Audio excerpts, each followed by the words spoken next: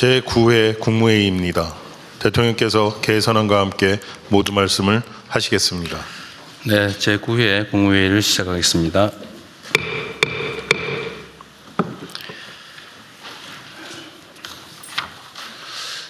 대내외적으로 여러 가지 어려움들이 닥치고 있습니다.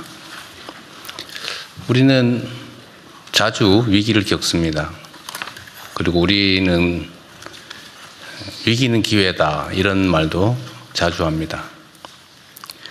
위기가 닥쳤을 때 그 위기를 제대로 이겨내지 못하는 것은 무능한 것이겠죠.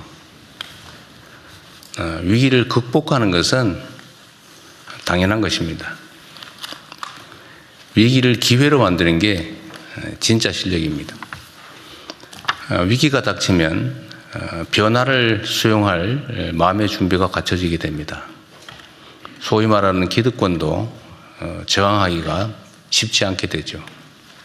그래서 이 위기 상황을 기회의 요인으로 바꾸는 것, 이게 정말로 우리가 해야 될 일입니다.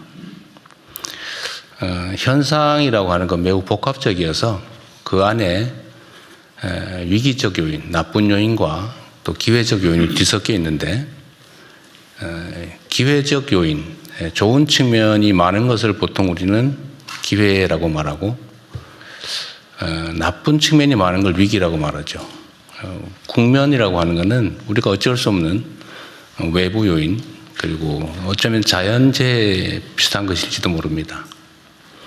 근데 이 중에 나쁜 요인을 최소화하고 좋은 측면을 최대한 키우면 위기 상황이 기회 상황이 되기도 하는 겁니다.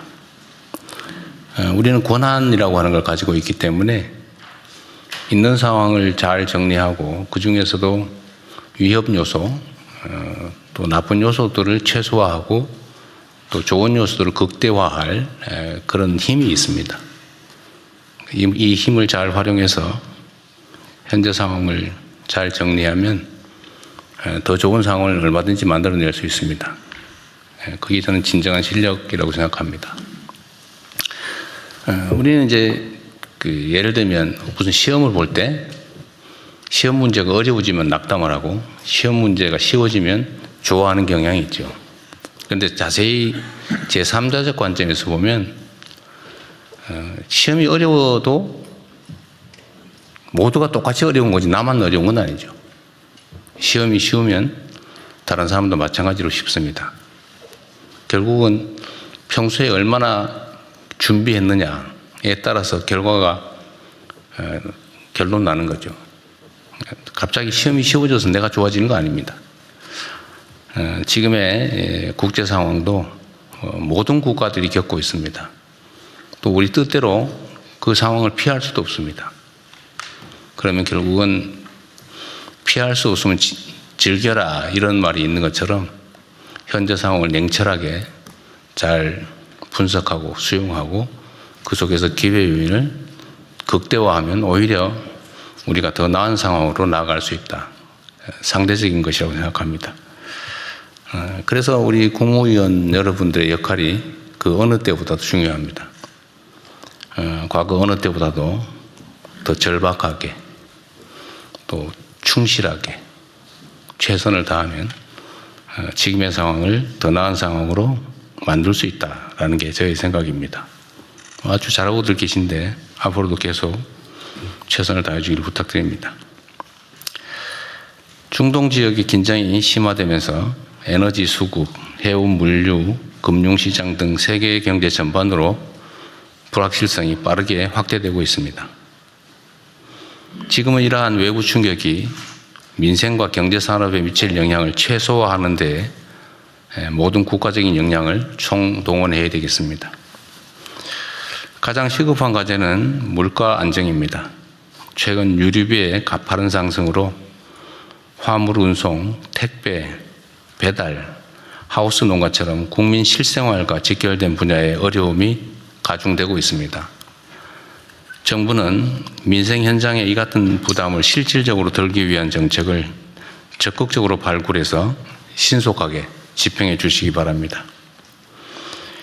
석유 최고 가격제 집행, 에너지 세제 조정과 또 소비자 직접 지원을 포함해서 추가적인 금융, 재정 지원도 속도감 있게 검토해야 되겠습니다. 외부 요인을 완벽하게 통제하기는 어렵지만 다양한 정책 수단을 효과적으로 활용하면 국민 경제에 가해지는 압박을 충분히 낮출 수 있고 또 기회로 만들어낼 수 있을 것입니다. 비상한 상황인 만큼 기존 매뉴얼이나 정책을 뛰어넘는 방안과 속도로 시장의 불안 심리를 안정시켜야겠습니다. 어떤 상황에도 국민의 삶이 흔들리지 않도록 또 더 나은 상황으로 개선될 수 있도록 기민하고 선제적인 대처를 당부드립니다. 어제 새벽 UAE에 체류하던 우리 국민 203명이 전세기로 귀국한 데 이어 오늘 새벽에는 카타르 비상항공편으로 우리 국민 322명이 무사히 입국했습니다. 환하게 웃으며 인사하는 귀국 국민과 가족들을 보니 저도 안심이 됩니다. 외교부의 노고가 컸는데 수고가 많으셨습니다. 또 전폭적으로 협력해 준 UAE와 카타르 정부에게도 감사 말씀을 드립니다. 그러나 아직 현지에는 많은 국민들이 남아 계십니다. 관계부처는 파견 중인 정부 합동 신속 대응팀을 중심으로 모든 국민들이 한 분도 빠짐없이 안전하게 대피하실 때까지 긴장의 끈을 놓지 말고 최선을 다해 주기 바랍니다. 전세기 추가 투입을 필요하면 군용기 활용 방안도 적극 검토해야 합니다. 안전한 인접 국가로의 육로 이동도 서둘러 주시기 바랍니다. 특히 불가피하게 현지에 머물러야 하는 필수 인력의 안전 또한 각별하게 챙겨주기 바랍니다. 꼼꼼하고 신속한 대피 계획 추진을 당부드립니다.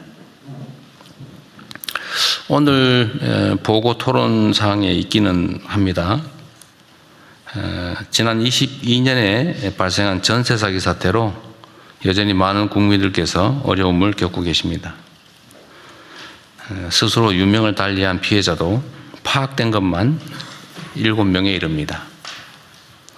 민생 안전과 공동체의 신뢰를 훼손하는 전세 사기 범죄의 근절을 위해서는 주거 안정에 대한 사회적 책임성을 보다 강화할 필요가 있습니다. 주택 관련 정보 공개 확대, 세입자의 대항력 공백 축소, 중개사 책임 강화 등 제도 개선을 차질 없이 추진해야겠습니다. 전세 사기 근절 역시 우리 사회에 잔존하는 비정상의 정상화를 위한 핵심 과제라는 말씀을 드립니다. 그리고 각 부처 소관 업무 중에 아마도 우리가 좀 정상화해야 될 과제들이 상당히 있을 겁니다. 소위 우리가 이제 개혁 과제라고 얘기하는 거긴 한데, 뭐 굳이 개혁이라고 하는 이름을 붙여서 심정적인 저항감을 굳이 유발할 필요가 없다는 생각도 듭니다. 실제 상황을 바꾸면 되는 거죠. 그리고 결과가 중요하다 말씀을 드립니다. 우리 총리께서 한번 이걸 고려해 봐 주시면 좋겠는데, 뭐 예를 들면 국가정상화위원회라든지 뭐 이런 일종의 좀 팀을 만들어서, 물론 우리가 다 해오던 일이긴 한데 좀 비정상의 정상화 사업을 각 부처 단위로 좀 주요 과제를 좀 뽑아가지고 모아서 종합해서 한번 해보시면 어떨까 하는 생각이 좀 듭니다. 그것 한번 논의해 보시고요. 덧붙여서 지금 최근에 주한미군이 뭐 포대라든지 방공무기를 일부 국외 반출하는 게 이제 논란이 되고 있는 것 같습니다. 우리 정부 입장에서는 이제 주한미군의 역할이 한반도 안정과 평화에 전적으로 기여하기를 기대하고 또 지금까지 그래 왔다고 생각합니다. 근데 상황의 전개에 따라서 또 주한미군이 자국의 군사적 필요에 따라서 일부 방공무기를 반출하는 것에 대해서 우리는 반대 의견을 내고는 있지만 또 우리 의견대로도 전적으로 관철할 수 없는 것도 엄연한 현실입니다. 그런데 하나 생각해 봐야 될 것은 그로 인해서 우리 대북 억지 전략에 무슨 장애가 심하게 생기거나 그러느냐라고 묻는다면 저는 전적으로 그렇지 않다라고 말씀드릴 수 있습니다. 우리가 객관적으로 볼 때 대한민국의 군사 방위비 지출 수준은 전 세계적으로 봐도 매우 높습니다. 그리고 우리의 국방비 지출 수준, 총액 수준이 연간 국방비 지출 수준이 공식적으로 보면 북한의 1년 국민 총생산의 1.4배에 이른다는 통계도 있습니다. 우리의 국방비 지출이 북한의 연간 GDP보다 1.4배가 높다 그런 얘기죠. 그리고 객관적으로 국제기구가 평가하는 군사력 수준도 전 세계에서 5위로 평가될 정도로 대한민국의 군사 방위력 수준은 높습니다. 객관적으로 비교하면 북한과 엄청난 차이가 있죠, 실제로. 물론 거기에 이제 북한 핵이라고 하는 특별한 요소가 있기는 합니다만 재래식 전투 역량, 군사 역량으로 따지면 비교할 수 없을 정도로 압도적이다라는 건 분명합니다. 사실은 국가 방위는 국가 단위로 스스로 책임져야 되는 거죠. 어딘가에 의존하면 그 의존이 무너질 경우가 있죠. 그럴 경우 어떻게 할 겁니까? 우리는 언제나 최악을 대비해야죠. 국방비 또는 군사비 지출도 사실 마찬가지입니다. 당장의 전쟁이 벌어지기 때문이 아니라 혹여라도 있을 만약의 사태를 대비하는 것이죠. 그런데 혹여라도 있을 외부적 지원이 없을 경우에 그럼 어떡할 거냐를 언제나 생각해야 됩니다. 가능성이 매우 낮은 우리가 전쟁에 일상적으로 대비해야 되는 것처럼 국제 질서의 영향에 따라서 외부의 지원이 없어질 경우 우리의 뜻과 다르게 우리의 의지와 다르게 그럴 경우는 얼마든지 발생할 수 있죠.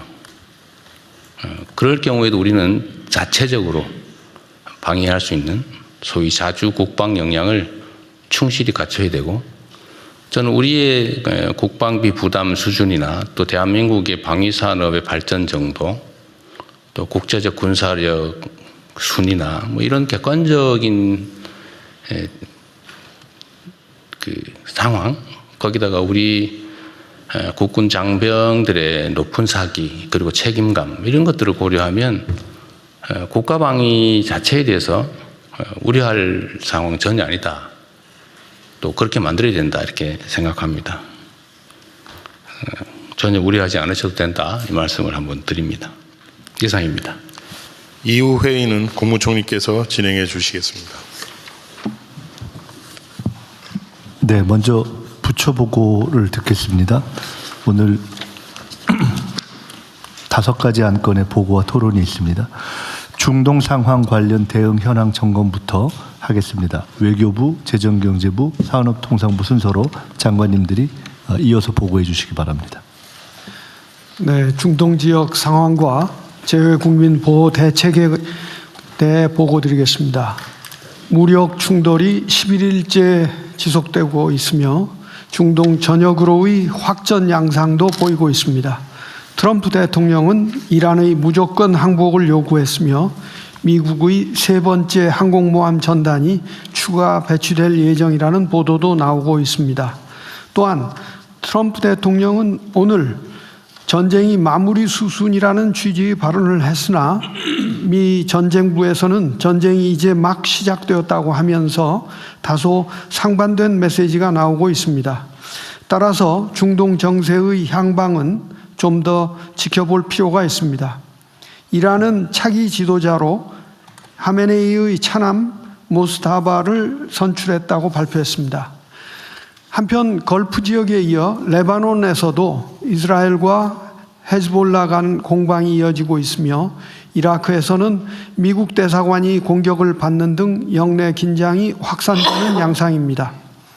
이라크 내 우리 공관 인근에서도 공격이 발생한 만큼 중동 지역에 있는 우리 공관원과 체류 국민들의 안전 확보에도 더욱 각별히 유의해 나가겠습니다.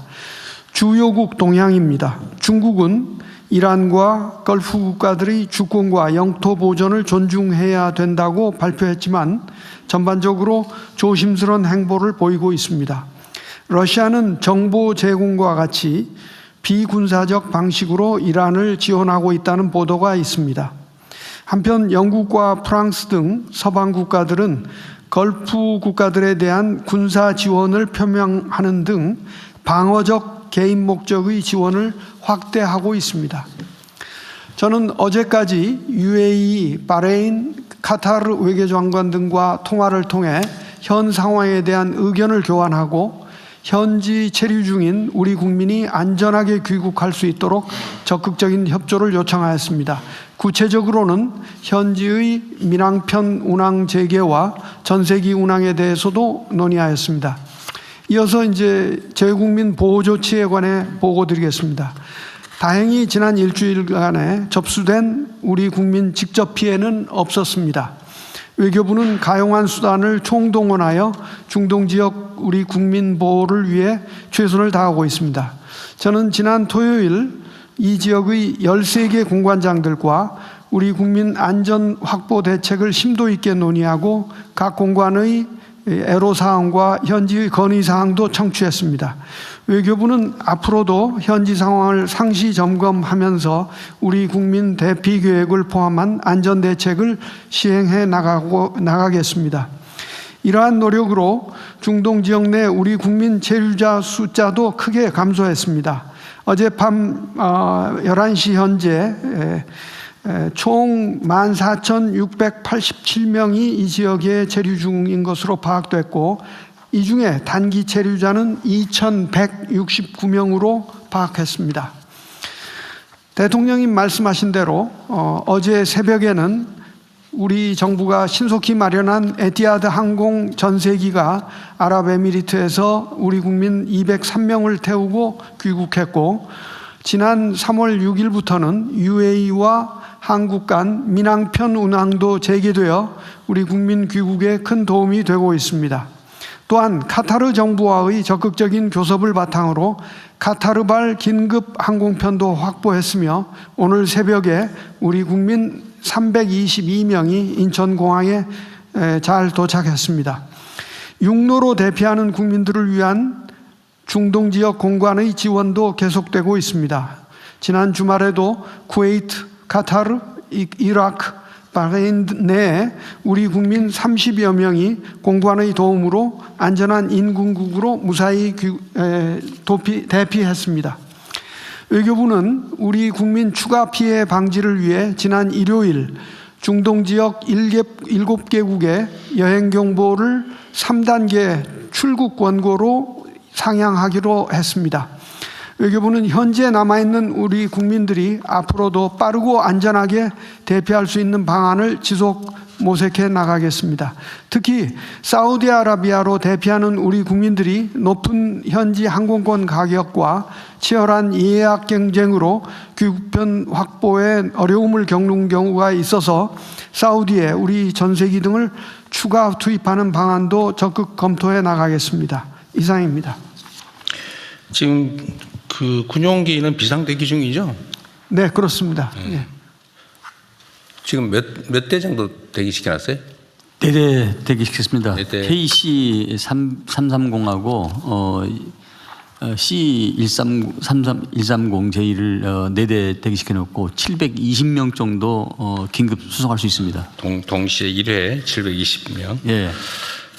그리고 외교부 장관 어제 제가 왜 그 카타르 항공에 근무하는 그 한국인들이 뭐 한 천몇백 명 된다고? 1,650명입니다. 그 사람들은 지금 긴급 귀국 대상은 아닌가요? 아마 개별적으로는 돌아오고 싶은데 회사 차원에서 안 된다 뭐 이런 것 같은데요.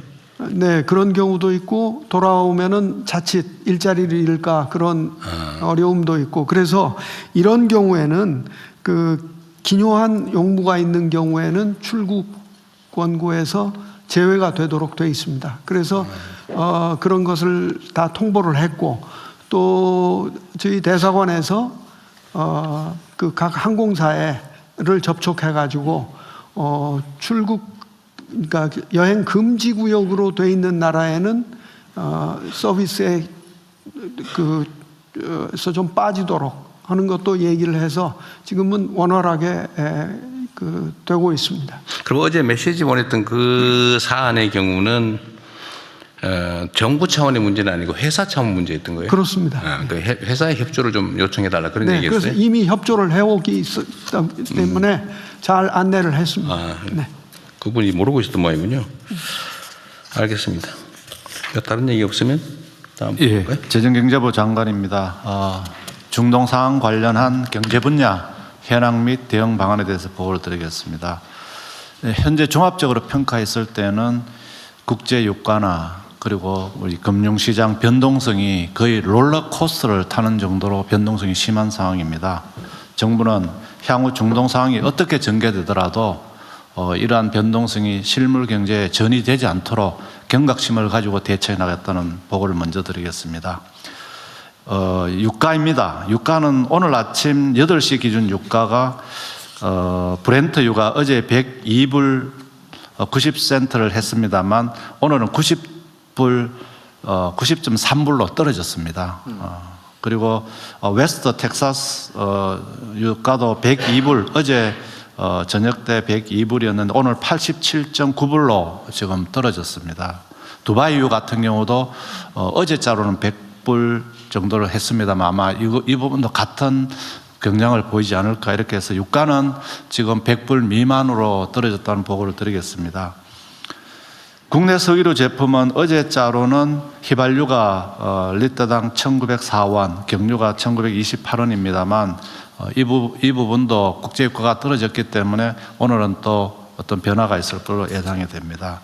그럼에도 불구하고 정부는 유가 상승이 연료라든지 물류, 배달비 등 연쇄 상승으로 이어질 수 있는 만큼 특별히 그 영향을 받고 있는 소상공인, 화물차 운송업자, 농어민 그리고 택배업자 등 어려움을 심화될 것을 우려해서 대책을 마련하고 있다는 말씀을 드리겠습니다.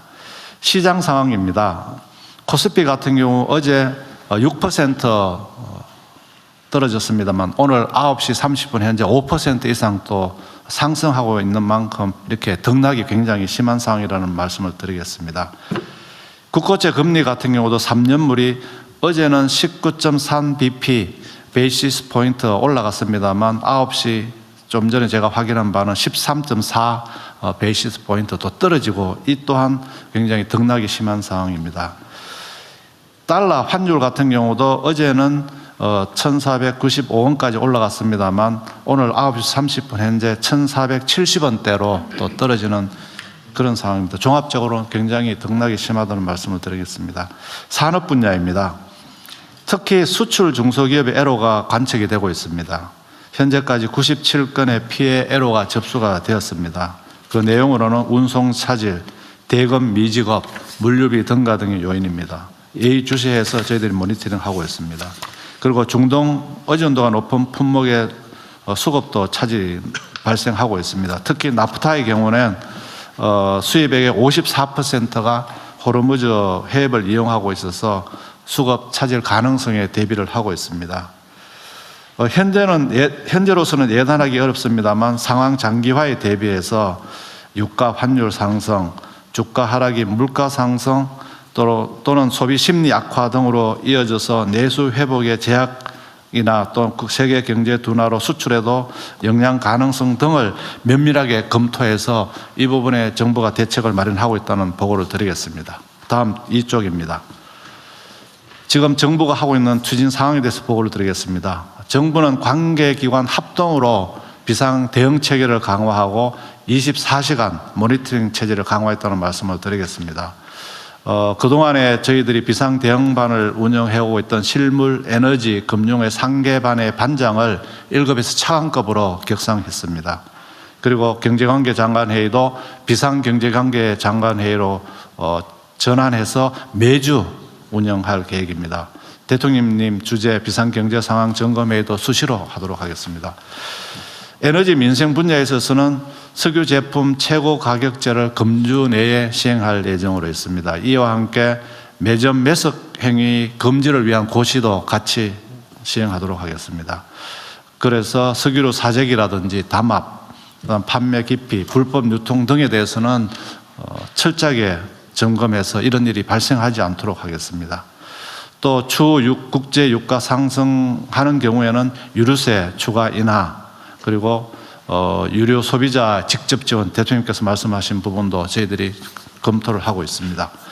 그리고 석유 공급을 확대하기 위해서 중동 외의 수입을 확대하고 국제 공동 비축유 우선 구매권을 행사하고 석유공사의 해외 생산분 도입 등 최대한 했던 석유 공급을 확보하도록 하겠습니다. 이와 동시에 원전 가동률을 높인다든지 재생에너지를 확대한다든지 등의 대체 발전을 통해서 석유 소비량을 줄인 등 수요 측면도 꼼꼼하게 관리하도록 하겠습니다. 그리고 중동발로 인해서 민생 애로를 겪고 있는 소상공인에 대한 경영안전 바우처, 긴급 경영안전자금 지원 등도 적극적으로 추진해서 어려움을 덜어드리도록 하겠습니다. 시장 상황에 대해서는 면밀히 검토를 하도록 하겠습니다. 이 과정에서 교란 행위를 하는 데 대해서는 철저하게 엄단을 하도록 하고 자본시장의 체질 개선도 기존에 하고 있는 걸 가속화하도록 하겠습니다.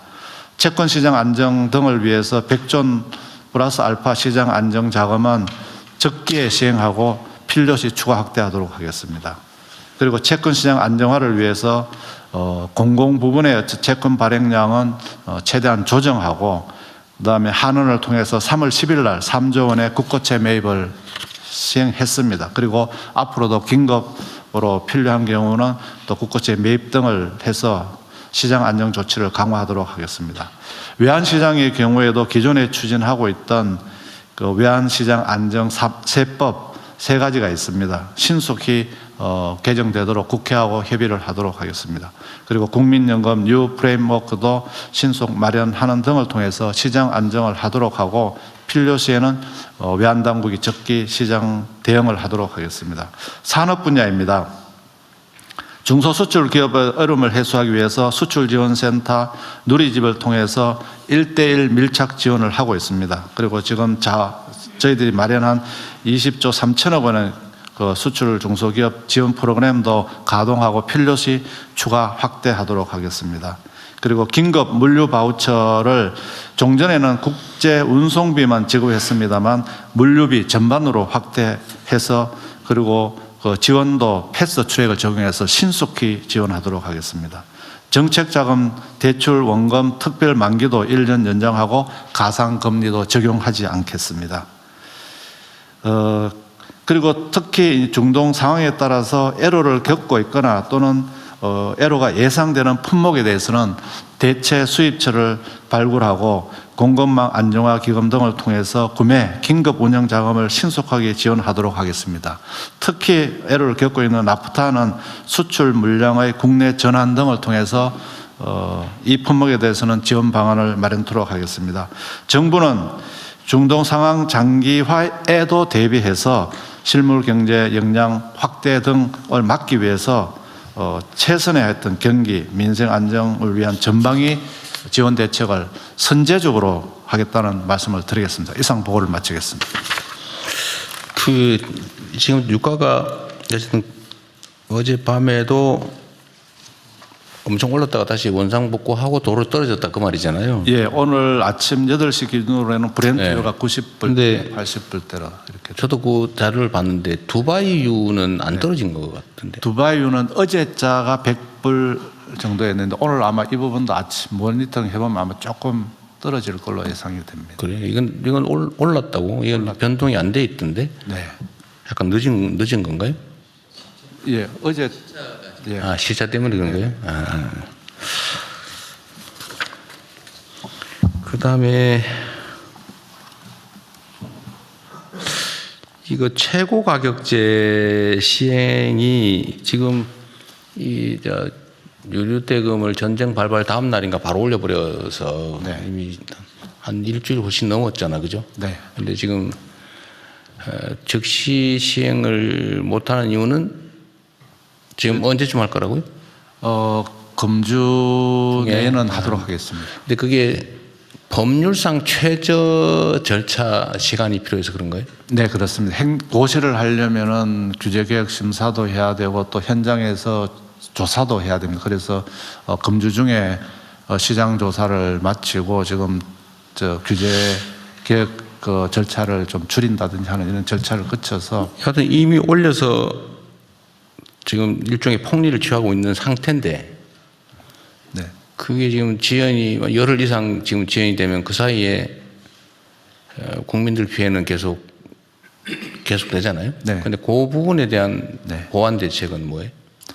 지금 지금 부분에 대해서는 저희들이 현장 모니터링을 통해서 과도하게 올라가는 부분에 대해서는 현장 점검을 하고 있습니다. 그래서 국민들께서 이런 올라가는 가격에 대해서 피해를 최소화할 수 있도록 저희들이 그러니까 이게 이제 실제 유가가 올라가서 가격을 올려야 될 필요가 있는 시점이 있을 거 아니에요, 그죠? 네네. 그 보통 우리는 뭐 통상적으로 2주라 그러는데 2주인지도 저도 약간 의문스럽긴 한데 하여튼 2주라고 치더라도 근데 우리가 대응하는데 한 열흘 이렇게 걸려버리면 네. 그러면 2주 후면은 그럼 최고 가격을 시행할 수 있는 시간이 얼마 안 되잖아, 그죠? 네네. 그럼 근데 실제로 이제 실제 생산 원가가 올랐다. 네. 그거 하면 그 시점에는 다시 또 최고 가격을 변경해야 되는데 하여튼 기존에 이미 한 열흘 이상 이렇게 이미 올려받은 부분 네. 그 부분을 고려해서 실제 유가가 오르더라도 그때 바로 최고 가격을 올리지 말고 네. 지금까지 지연된 만큼을 감안해가지고 감안해서 네. 실제 오른 시점 이후에도 그 기간만큼은 최고 가격을 네. 유지하는 네. 그런 고려하고 계신 거죠? 네네. 대통령 말씀하신 것처럼 이제 저희들은 지금 이제 행정 고시가 나가기 전까지 시간이 걸리기 때문에 네. 정유업계들하고 협의를 해서 이제 시작이 지연되는 만큼 시행 기간도 그만큼 더 지연시켜서 네. 국민들 피해가 최소화될 네, 수 있게. 근데 그거는 감안하시고 네네. 그럴 경우에 어쨌든 우리가 이제 생산 원가와 최고 가격 차이에서 벌어진 실제 제조업체 정유사의 손실을 보상하게 법에 되어 있다면서요? 네, 그렇게 들어가 있습니다. 그 계산을 할 때도 가능한지 모르겠는데 네. 그동안에 취한 일종의 부당이 네. 그걸 감안해서 계산해야 될 것 같아요. 네, 그렇게. 그 법률상 가능한지도 한번 검토를 한번 네, 해보십시오. 그런 부분도 감토해 보겠습니다. 하여튼 누구도 피해가 없게 네. 누구도 억울하지 않게 하되 공정하게 세심하게 좀 할 필요가 있을 것 같습니다. 예, 특히 대통령 말씀하신 대로 우리 국민들의 피해는 최소한 되도록 네. 저희들이 하여튼 이런 위기 상황을 악용해 가지고 부당하게 이익을 취하는 거는 그 기업의 윤리 문제이기도 한데 네. 하여튼 그건 앞으로는 발생하지 않게 네. 행정 지도도 좀 철저히 하면 좋겠습니다. 네, 그렇게 하겠습니다. 그리고 이제 앞으로 실제 생산 원가가 올라갈 경우에 너무 경제적 부담이 크니까 결국은 이제 거기에 재정을 투입해서 일시적 조정이 필요하잖아요. 네. 그럴 때 그 방식 중에 이게 보통 위기 상황이 도래하면 어려운 사람은 더 어려워지고 좀 상위층은 더 좋아지고 이런 경향이 있잖아요. 네. 근데 그걸 완화하기 위해서는 이게 일률적으로 유류세 부담을 줄이면 네. 그 경향을 제어하지 못하잖아요. 맞습니다. 네. 그럼 이걸 보완하려면 두 가지 선택지가 있는데 우리 국민 여러분께서도 한번 판단을 해봐 주시면 좋겠어요. 이게 개인의 문제가 아니라 공동체 전체의 문제니까요. 예를 들면 유류대금을 일률적으로 그 유류세를 내려주면 네. 어쨌든 그 양극화가 악화되는 맞습니다. 경향을 많이 통제는 쓰는 못 하잖아요. 사람들은. 네네. 그러면 이거를 차라리 유류세를 깎아주는 만큼의 재원을 가지고 서민이나 어려운 소비자층을 타겟으로 해서 네. 지원을 하면 네. 이 양극화를 좀 저지할 수도 있고 네. 완화할 수도 있잖아요. 물론 네. 뭐 크진 않겠지만. 네. 그래도 어쨌든 그리고 또 하나 방법은 꼭 이 양자택일이 아니고 네. 두 가지를 믹스할 수도 있는 건데 예를 들면 유류세를 좀 내리고 네. 서민들을 또 위해서. 서민들은 재정 지원은 네. 서민들 중심으로 이렇게 차등적으로 네. 이렇게 하는 걸 섞을 수도 있을 것 같아요. 예, 그런 섞어서 하는 방안을 섞어서 하는 걸로. 검토하겠습니다. 어쨌든 근데 비중을 또 얼만큼 할 거냐도 이제 결국 정책적 판단의 결단의 영역인데 네. 저는 가능하면 물론 실무 검토를 하시겠지만 네. 가능하면 양극화 완화에 도움이 되는 방향으로 네. 똑같은 재원이라면 일률적으로 하기보다는 좀 차등적으로 하는 게 어떨까 네. 그런 생각을 하고 있습니다. 지금 대통령님, 지금 이제 유류세 같은 경우는 저희들은 휘발유는 7% 이제 인하를 해주고 있습니다. 최고 한도가 37%까지 해줄 수 있습니다. 네. 그래서 30% 룸이 있습니다. 그래서 유류세 인하를 그 중에서 한 10%를 더 해준다든지 또 그렇지 않으면 또 직접 지원을 좀 늘린다 이런 부분 조합을 해서 양극화도 해소하고 특히 이 과정에서 어려움을 겪고 있는 국민들의 혜택이 좀 더 갈 수 있도록 설계를 하도록 하겠습니다. 네, 뭐 양극화 해소되지는 않겠지만 어쨌든 조금이라도 완화하는 방향으로 원래 유류세를 징수하면 이제 그게 일반 재정 재원이 돼가지고 네. 이제 그걸로 이제 정부 재정 집행을 하잖아요. 네. 재정 집행의 가장 큰 원칙은 부의 2차 분배. 네. 이걸 통해서 어쨌든 사회 구성원들 사이에 그 과도한 양극화나 이런 것들을 조정하는 거 아닙니까? 재정의 기본 역할이 원래 그런 거니까. 그래서 유류세 부분도 어쨌든 그걸 해야 되고 그리고 그런데 소비자 직접 지원을 하려면 네. 추경을 해야 되는 거잖아요. 예, 기정 예산을 최대한 쓰고 필요하다면 그런 부분까지도 적극적으로 검토하도록 하겠습니다. 예. 좀 세밀하게 좀 네. 일이 많긴 하겠지만 좀 잘 준비해 주시고요. 아까도 말씀드렸는데 어쨌든 위기 상황을 어떻게 잘 활용하느냐에 따라서 미래가 달라지니까요. 하여튼 말씀 한번 드리긴 했는데 이번 기회에 대체 에너지 전환을 네. 속도전으로 좀 치워야 될 것 같아요. 네, 속도를 더 빨리 내겠습니다. 재생에너지 늘리고 햇빛소독마을 사업도 빨리 추진할 수 있도록 네. 하겠습니다.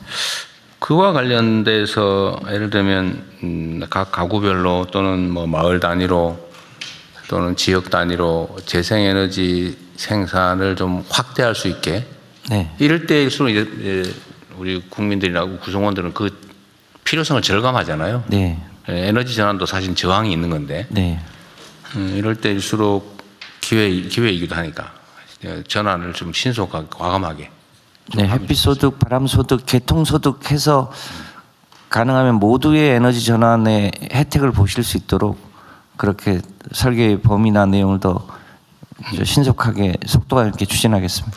지금 현재 예산 편성이나 이런 것들을 좀 추가하거나 변경할 필요는 없어요? 그런 측면에서? 햇빛 에너지 관련한 부분도 있고요. 전기차 전환도 굉장히 빠르게 전환되고 있어서 전기차 예산이 좀 조기에 소진될 가능성이 있습니다. 근데 문제는 전기를 뭘로 생산하느냐? 결국 그 수입한 화석연료로 생산하느냐? 아니면 우리 자체적으로 존재하는 바람이나 뭐 햇빛 같은 걸로 재생에너지로 생산하느냐 이건데 전기차 전환도 중요한데 더 근본적으로 전기를 뭘로 생산할 거냐? 재생을 주력으로 하고 원전을 보조로 하고 그러니까, 예. 해서 근데- 탈탄소를 해야 됩니다. 예. 근데 이게 그건 장기적인 측면이 있는데 단기적으로라도 속도를 좀 내야 된다. 과감하게. 그렇게 하겠습니다. 그 얘기입니다. 예. 필요하면 뭐 이번에 어차피 조기에 추경을 해야 될 상황인 것 같으니까 네,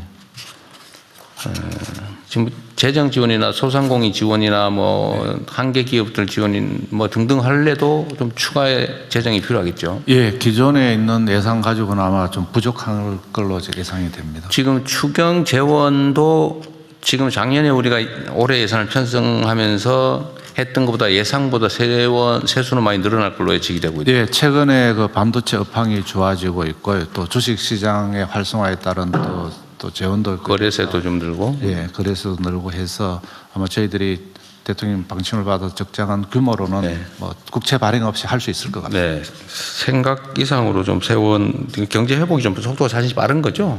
예. 어쨌든 그러면 좋겠고요.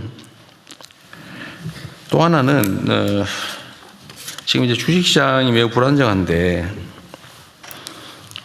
지금 우리 주식시장이 다른 어느 나라보다도 사실은 많이 올라서 뭐 제 예측보다도 더 빠르게 올랐는데 아직도 사실 우리가 제도 개선해야 될 부분이 많잖아요. 그중에 주식시장 투명화, 투명성 강화, 네. 공정성 강화, 그다음에 경영 지배권 남용의 여지를 최소화하는 거. 이 부분은 제도 개선이 이번 기회에 좀 더 속도를 내면 좋겠어요. 전에 한 번도 말씀드렸는데 예를 들면 뭐 코스닥 시장 정비도 좀 해야 되고, 그 너무 엉터리 주식들이 많은 문제 정리하는 거, 그 다음에 뭐 주가를 의도적으로 상속을 대비해서 과도하게 눌러놓는다든지, 그 외에도 뭐 정리할 게 많잖아요. 우리 정책시장. 금융위원회에서 좀 준비 중에 있습니다. 그래. 예. 그것도 예. 어쨌든 이런 것도 저항이 있지 않습니까? 우리가 뭐 상법 개정을 너무 당연해. 지금 생각하면 너무 당연한 건데. 그리고 그 상법 개정을 통해서 주가가 정상화되면서 사실은 기업들도 실질적인 혜택을 많이 누리게 됐잖아요. 예. 근데 그전에는 무슨 상법 개정하면 회사 망할 것처럼 그렇게 막 저항하고 뭐 필부하고 생 난리가 나긴 했는데, 그럼에도 불구하고 하고 나니까 잘했다 이런 생각이 들지 않습니까? 모두가 혜택을 보는 국민연금까지도 나중에 뭐 재원이 좀 풍부해져서 고갈 시기까지 뭐 한참 늦춰지는 이런 이익이 있는데, 지금은 또 새로운 제도 개선을 하려면 여전히 또 뭐 저항하는 또 반발이 많지 않습니까? 예. 근데 이럴 때가 기회라는 거죠. 예. 과감하게 좀 준비해서 좀 국회하고 협조해서 좀 신속하게 제도 개선을 하면 좋겠어요. 네. 그 연장선상에서 지금 물론 뭐 시간이 좀 짧아서 그러긴 한데 우리 정부 부처들은 정말 신속하게 잘 움직이고 있어요. 너무 잘하고 계신데요.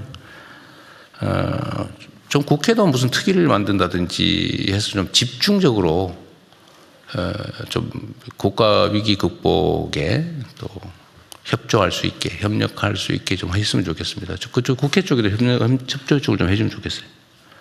뭐 예, 총리께서 국회도 그 민생경제추진단이 이제 여당에서는 그 구성돼 있고요. 옛날에 있던 이제 거? 여당에서.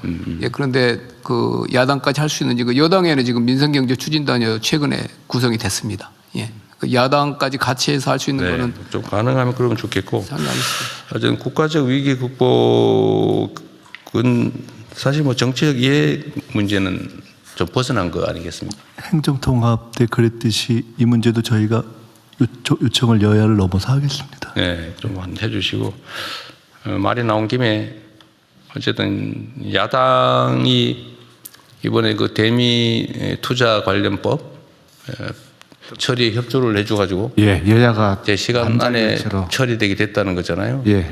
우리 뭐 상황이 여러 가지 어려운 점이 있었을 텐데 그럼에도 불구하고 우리 야당이 이렇게 협조해 준 점에 대해서 감사드립니다.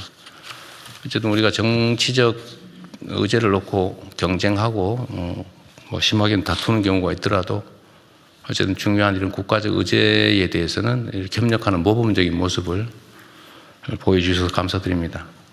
앞으로도 좀 그러면 좋겠고요. 우리도 노력해야 되겠죠. 네, 저는 뭐 드릴 말씀 다 드리고 다른 분들 의견 있으면 말씀하시고 다음으로 넘어가시죠. 하나 더 있으니까 그거에 하고 갈까요? 네. 네, 산업부 보고 드리겠습니다. 먼저 주유소, 정유사 등의 위기 상황을 틈타 과도한 가격 인상으로 국민 생활에 부담을 드린 점에 대해서 주무장관으로서 큰 책임감을 느낀다는 말씀을 드리면서 시작을 하겠습니다. 가격 동향은 일단 생략하겠습니다.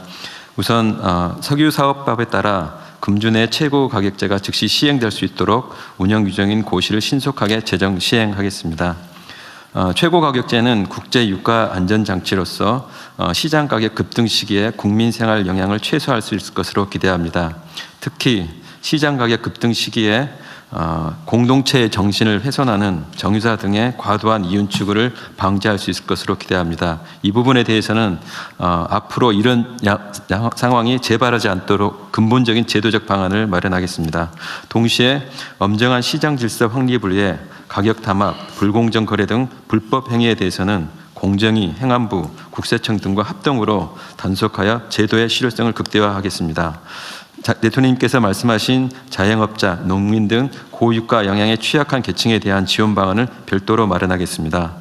유가 급등과 수급 불안 상황이 국민 생활과 국민 경제에 미치는 영향이 최소화될 수 있도록 수급 대책에도 만전을 기하고 상황에 맞게 탄력적으로 대응해 나가겠습니다. 이상 보고를 마치겠습니다. 네. 아까 말씀드리다 제가 하나 놓친 게 있는데, 제가 좀 정확하게 판단이 안 서서 그러는데요. 유류세를 내려서 정유사들의 공급 가격을 낮추면, 아니지. 소비자 가격을 낮추는 결과가 결국은 소비자 가격을 그렇게 되는데, 네. 이렇게 하는 거하고 그냥 다 그 반영을 한 다음에 그 세수를 가지고 지원하는 거하고 비교를 했을 때, 이 양극화 완화라는 측면에서는 걷어서 어려운 경우에 이렇게 직접 보조, 좀 이렇게 타겟팅해서 지원하는 게 훨씬 도움이 되는데, 그게 이제 일종의 소득 재분배 효과가 일단 있고, 두 번째는 이제 이게 소비 진작 효과가 있잖아요. 그 서민들은 돈을 많이 쓰니까, 한계 소비 성향, 소비 성향이 높으니까. 근데 이렇게 하는 경우에 그 측면의 이익은 있는데, 이 물가 통제 측면에서 보면 물가가 오르게 되는 거죠. 오르게 됩니다. 그러니까 소비세를 안 내려주면 물가가 오르는 결과가 되는데, 그것도 물가가 오르는 것도 그 국민 경제에 약간의 부담을 주잖아요. 그 양자를 또 경제학적으로도, 예를 들면 경제학적 측면에서, 경제적 측면에서 비교도 해봐야 되는데, 근데 우리 사회복지적 측면에서는 유익한 게 분명한데, 경제적 측면에서는, 경제 관리 측면에서는 어떤가 모르겠어요. 거시경제 측면에서는 이게 유류세를 통해서 가격을 낮춰놓지 않으면은 유류세가 올라가서 또 여기 부과되는 또 부분이 있을 수 있는. 그래서 아까 대통령 말씀하시면 저희들 30% 정도 룸이 있으니까 이걸 어느 정도 쓰고 직접 타겟팅도 하고, 그러면 물가도 좀 떨어지고 또 타겟팅해서 또 양극화도 좀 완화가 되는 요 믹서되는 방법을. 우리 정책시장님은 좀 어떠세요? 네, 그 직접 타겟팅 받은 그 국민들에게 더 두텁게 보호되는 측면은 분명히 있습니다. 직접적인 효과, 1차 효과는. 일단 이제 복지적 측면은 원외로 하고, 경제적 측면에서 할 때 물가 상승과 지적하신 대로, 말씀하신 대로 2차에 이제 CPI나 이런 데 유가가 굉장히 비중이 큽니다. 그러면 이제 유가나 이런 부분이 CPI나 물가 수준 전체는 올라가면, 그다음에 이제 금리가 올라가고 여차 2차, 3차로 쭉 이제 확대되면, 그거는 아마도 더 종합적으로 보면 부정적인 경제에 뭐 물가는 또 다른 물가에도 영향을 주면 서민들이 또 그 타격을 받으니까, 아마 종합적으로 일반 균형 이론을 해보면 유류세 부분이 더 효과적이 수 있다, 이런 결과가 또 나올 것 같습니다. 더 분석을 해봐야 될 것 같아요. 그래요? 경제적 측면에서 보면. 경제적 2차, 3차 효과가 분명히 큽니다. 그래서 매크로 측면에서는 유류세 효과가 있고, 매크로에 거시경제 관련, 그다음에 마이크로 측면에서는 또 이게 보조, 타겟팅 보조를 두 가지 믹서 써주는. 그럼 복지적 측면과 경제적 측면이 상충되는 게 그건 기본적으로 그럴 것 같은데. 근데 이 정도가 어느 정도냐? 하여튼 그 연구를 잘 해보시죠. 한국은행하고 또 그것도 분석을 해보겠습니다.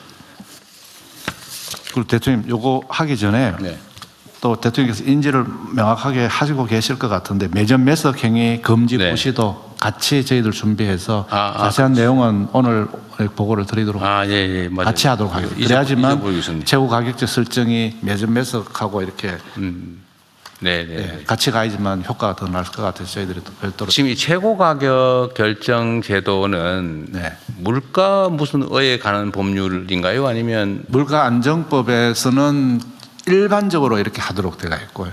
그다음에 지금 석유사업법에는 석유사업법에 있네.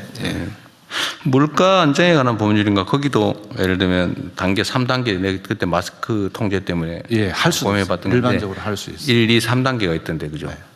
물가안정법에서 뭐 부당행위라든지 매선매적이라든지 최고 가격제 해가지고 가격 그러니까 그 거래 통제, 가격 통제 다음에 아예 뭐 배분하는 걸로 마스크처럼 수급 자체를 수급을 통제하는 이 3단계가 있는 건데 그러면 석유사업법에서 우리가 가격 최고 가격에 지정하는 거 말고도 일반 물가 안정에 관한 법률에 따라서 추가 조치도 얼마든지 할 수 있죠. 네, 그렇습니다. 그래서 매점 매석을 물가 안정법에 따라서 하려고 하고 있습니다.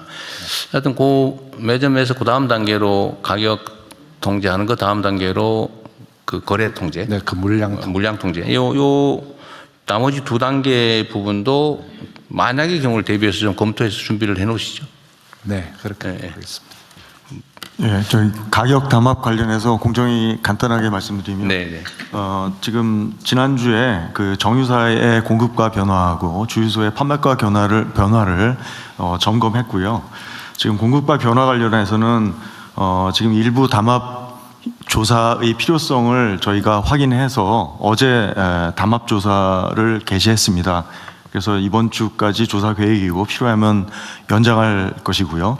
정유사에는 협조를 좀 요청하고 싶은데요. 지금 가격 인상을 원가 상승 시기에 맞추도록 자발적으로 좀 늦춰줄 것을 요청드리고요.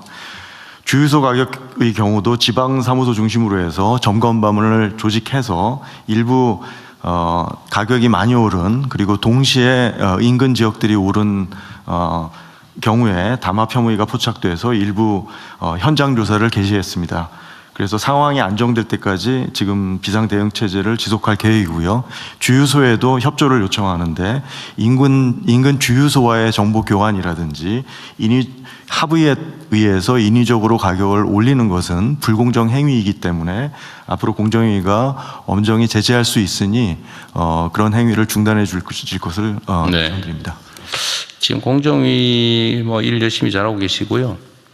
네, 지금까지 우리 산업경제 현장에서는 이게 너무 관행화되다시피 이 부정 불법 행위를 했던 것 같아요. 담합하고 폭리 취하고 독점 지위 남용하고 독과점 지위 남용하고. 근데 이게 앞으로는 최소한 우리 정부 내에서는 그런 행위를 통해 돈 번다는 생각을 아예 안 하는 게 좋을 겁니다. 그리고 지금 뭐 담합이나 이런 거 숨어서 몰래 하니까 소위 밀행하니까 잘 발각이 안 됐는데 앞으로는 담합 행위나 이런 그 불공정 거래 행위 또 뭐 주가 조작 이런 것도 마찬가지인데 이런 부정 행위를 통해서 이익을 얻은 경우에 부정 행위를 한 경우에 그 엄청난 과징금을 부과할 거 아닙니까? 보통 뭐 매출의 뭐 10% 뭐 이런 식으로 그럴 경우에 그로 인해서 환수한 금액에 한도 제한 없이 일정액을 포상금으로 주는 거 지금 준비하고 있죠. 예, 그렇습니다. 그게 금액이 예를 들면 과징금이 1조 원이다. 그러면 지금 현재 몇 %예요? 지금 10%까지 상한 없이 할 수 있도록 했습니다. 상한 없이 하는 거니까 1조 원짜리 그 담합을 신고해서 그 1,000억 아니 보통 담합하면 뭐 몇 조 원, 몇십조 원 이렇게 되죠. 그러면 총 규모는 매출 규모는 그렇죠. 뭐 경우에 따라 다릅니다. 그런데 그렇죠. 최근 설탕 같은 경우는 뭐 한 4조 원 그 정도. 네, 과징금을 그러면 4천억 부과하는 거잖아요, 그죠? 4천억 부과했고요. 4천억을 부과하면 포상금이 400억이죠. 400억입니다. 예. 그러니까 보통 기업들이 이게 내부적으로 뭐 그 회장이 직접 하지는 않을 테니까 예. 누군가 시켜서 이렇게 직원들이 하지만 직원들이 언젠가는 그걸 신고를 할 경우에는 그럴 수 있죠. 그 수백억의 그 포상금을 받게 되기 때문에 이게 반드시 앞으로는 드러나게 돼 있어요.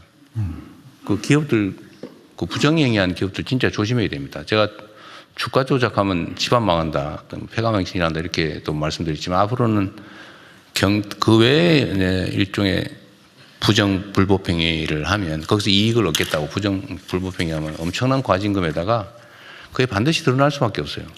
그 앞으로는 또 포상금 무제한으로 포상금 늘릴 거고요. 무제한으로 하게 되면 이제 그게 뭐 과거 행위도 다 포함이 되는 거잖아요. 그렇습니다.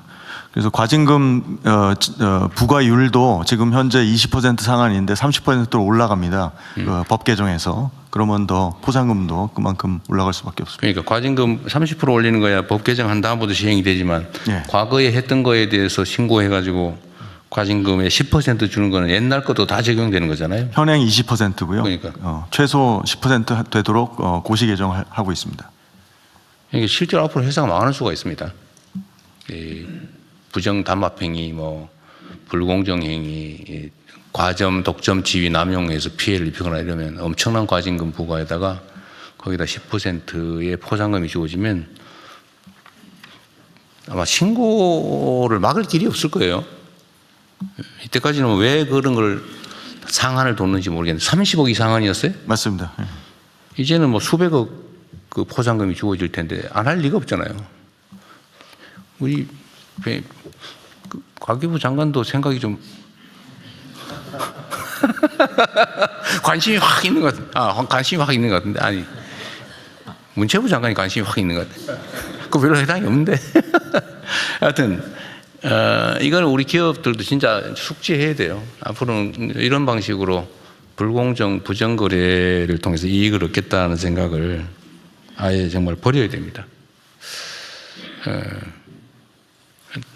하여튼 이것도 뭐 얘기하면 뭐 협박하냐 뭐 이렇게 얘기할 수 있는데 협박이 아니고 선의로 알려드리는 거예요. 미리 대비하시라고, 하지 말라고. 네. 다음 진행하시죠. 네, 다른 의견 없으시면 위 보고는 다 원안대로 접수하고 다음은 해양사무 차관입니다. 네. 우리 국민안전 관련해서 우리 선원 선박 문제 말씀이 없으셔가지고요. 제가 그 상황 잠깐만 보고 드리겠습니다. 지금 호르무즈 내측, 안측, 그다음에 페르시아만 쪽에 해서 지금 봉쇄돼서 못 나오고 있는 데 있는 우리 선원이 지금 총 183명으로 파악이 되고 있습니다. 우리 선박 26척에 146명이 승선해 계시고요. 외국적 선박에 11척에 37명이 승선해 있는 상황입니다. 우선 당분간 한 달치 정도의 그 물품 공급은 다 돼 있는 것으로 저희들이 확인을 했고요. 우선은 선박에 있으면서 상황 전개를 지켜볼 텐데 아마 조금 지나면 장기화되면 선원분들이 이제 하선에서 귀국하겠다라고 하는 수요가 이제 생길 것으로 예상을 하고 있습니다. 그런 문제는 저희들이 미리미리 선사하고 노조하고 상의하고 구체적인 수요들이 나오면 또 외교당국하고 해서 안전한 귀국 문제들 미리미리 챙겨 나가고 있던 보고 말씀드립니다. 네, 잘 챙겨 주십시오. 생리용품 지원 확대 방안 성평등가족부 장관께서 보고해 주시기 바랍니다. 네, 성평등가족부 생리용품 지원 확대 방안에 대해 보고드리겠습니다. 먼저 추진 배경입니다. 현재 중앙정부에서는 취약계층 청소년에게 생리대 바우처를 지원하고 있고 교육청과 일부 지방정부는 지역 실정에 맞게 일반 청소년에게 현물 또는 지역화폐 등의 방식으로 확대하여 지원 중입니다. 다만 기존 정부 지원은 청소년 대상 바우처 중심 지원으로 한정되어 있어서 생리대가 필요한 순간에 누구나 사용할 수 있도록 지원 대상 확대와 접근성 개선이 필요한 상황입니다. 최근 시장 동향을 보면 과거 일부 생리대에서 안전성 논란 이후 친환경, 유기농 등 고가 제품 소비가 증가하였으나 최근 업계에서 중저가 제품 출시 및 가격 인하로 생리대 구매 비용 부담은 완화되는 추세입니다. 이제부터는 안건의 핵심 주제인 공공생리대 드림 시범사업 계획안에 대해 보고드리겠습니다. 현행 9세에서 24세 취약계층 청소년이 지원 대상을 연령, 소득과 무관하게 생리대가 필요한 모든 여성이 사용할 수 있도록 하고 현행 바우처 지원 방식 외에 현물 지원을 병행하여 여성 건강권을 제고할 뿐 아니라 생리대 물가 인하 효과도 도모하겠습니다. 사업명은 필요한 순간에 누구나 가칭 공공생리대 드림 시범사업입니다. 먼저 추진 방식입니다. 지역별 인구 규모와 산업 현황, 생활 패턴 등 특성을 고려하여 다양한 유형의 지역 10곳을 선정하여 올해 하반기에 시범 사업을 운영하겠습니다.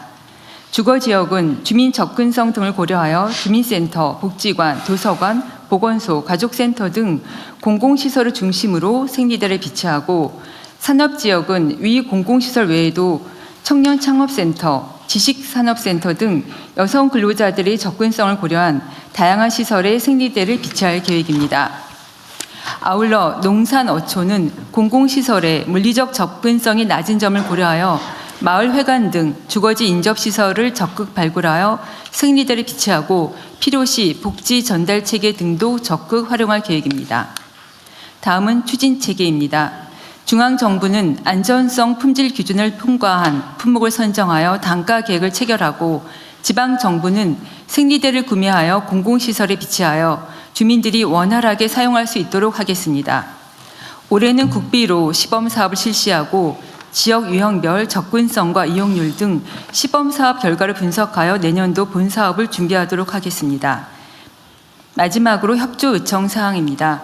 정부 최초의 공공생리대의 상징성과 파급력을 고려하여 안전성 확보 및 업체 선정 계약에 식약처와 조달청의 협조를 부탁드립니다.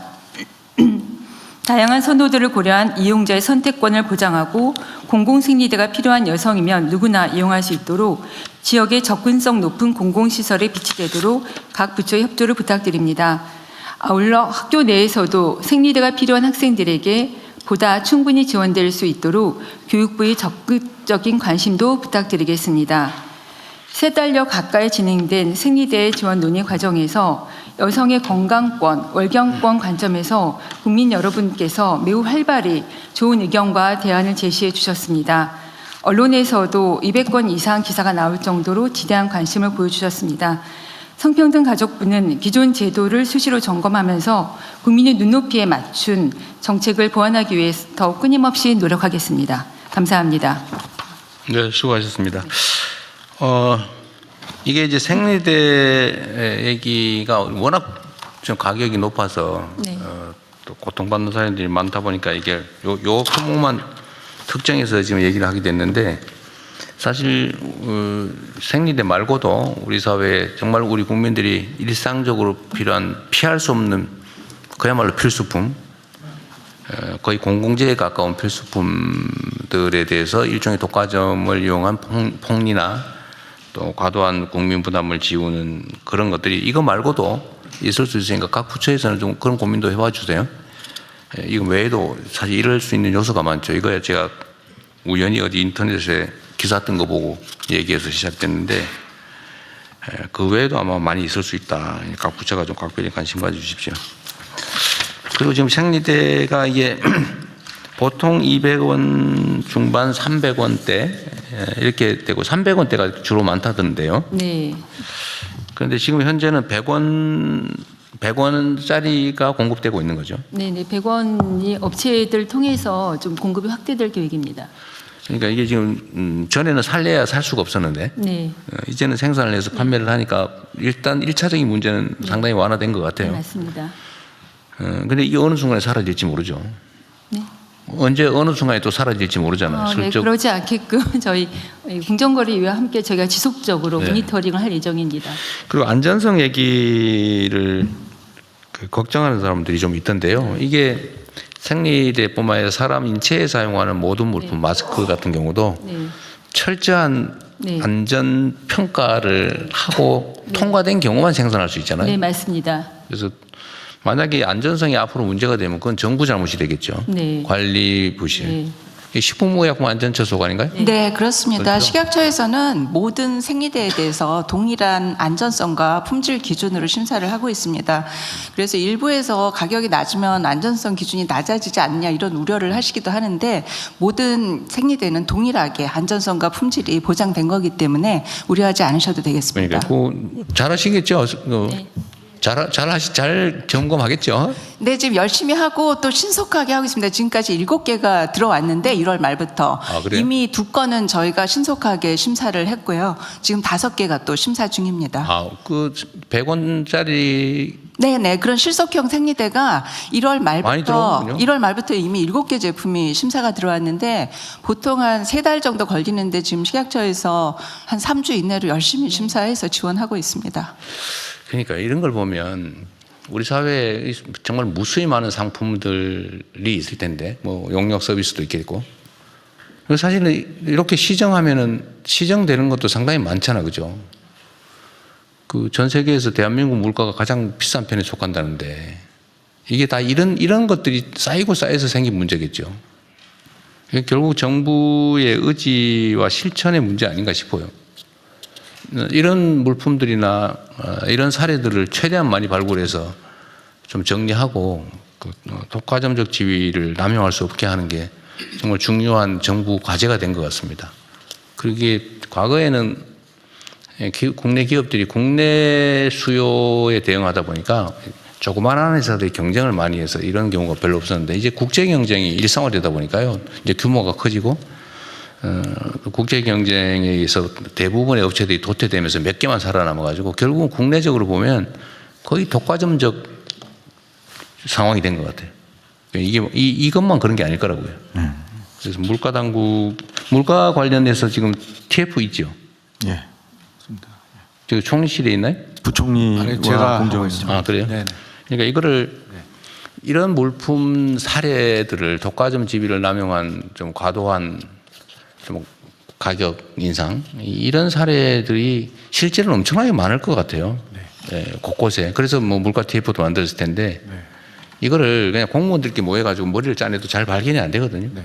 국민 신고를 좀 받도록 하겠습니다. 네, 신고도 받고 또 현장 조사도 좀 하고 거기 구성원들도 좀 민간인들도 좀 많이 참여시켜가지고 그 소비자 보호 활동하는 뭐 이런 소비자 보호. 단체들도 있잖아요. 네네. 그런 데를 좀 참여시키든지 어쨌든 현장에 우리 국민들이 직접 좀 발굴하고 의견을 낼 수 있게 좀 그렇게 확장하면 좋겠습니다. 예, 대통령 말씀 주신 대로 이제 저희들은 각 부처를 통해 가지고 품목을 정하려고 합니다. 과거는 뭐 전체 전반적인 물가보다는 품목별 물가를 관리하도록 하겠습니다. 이게 논리적으로 보면요.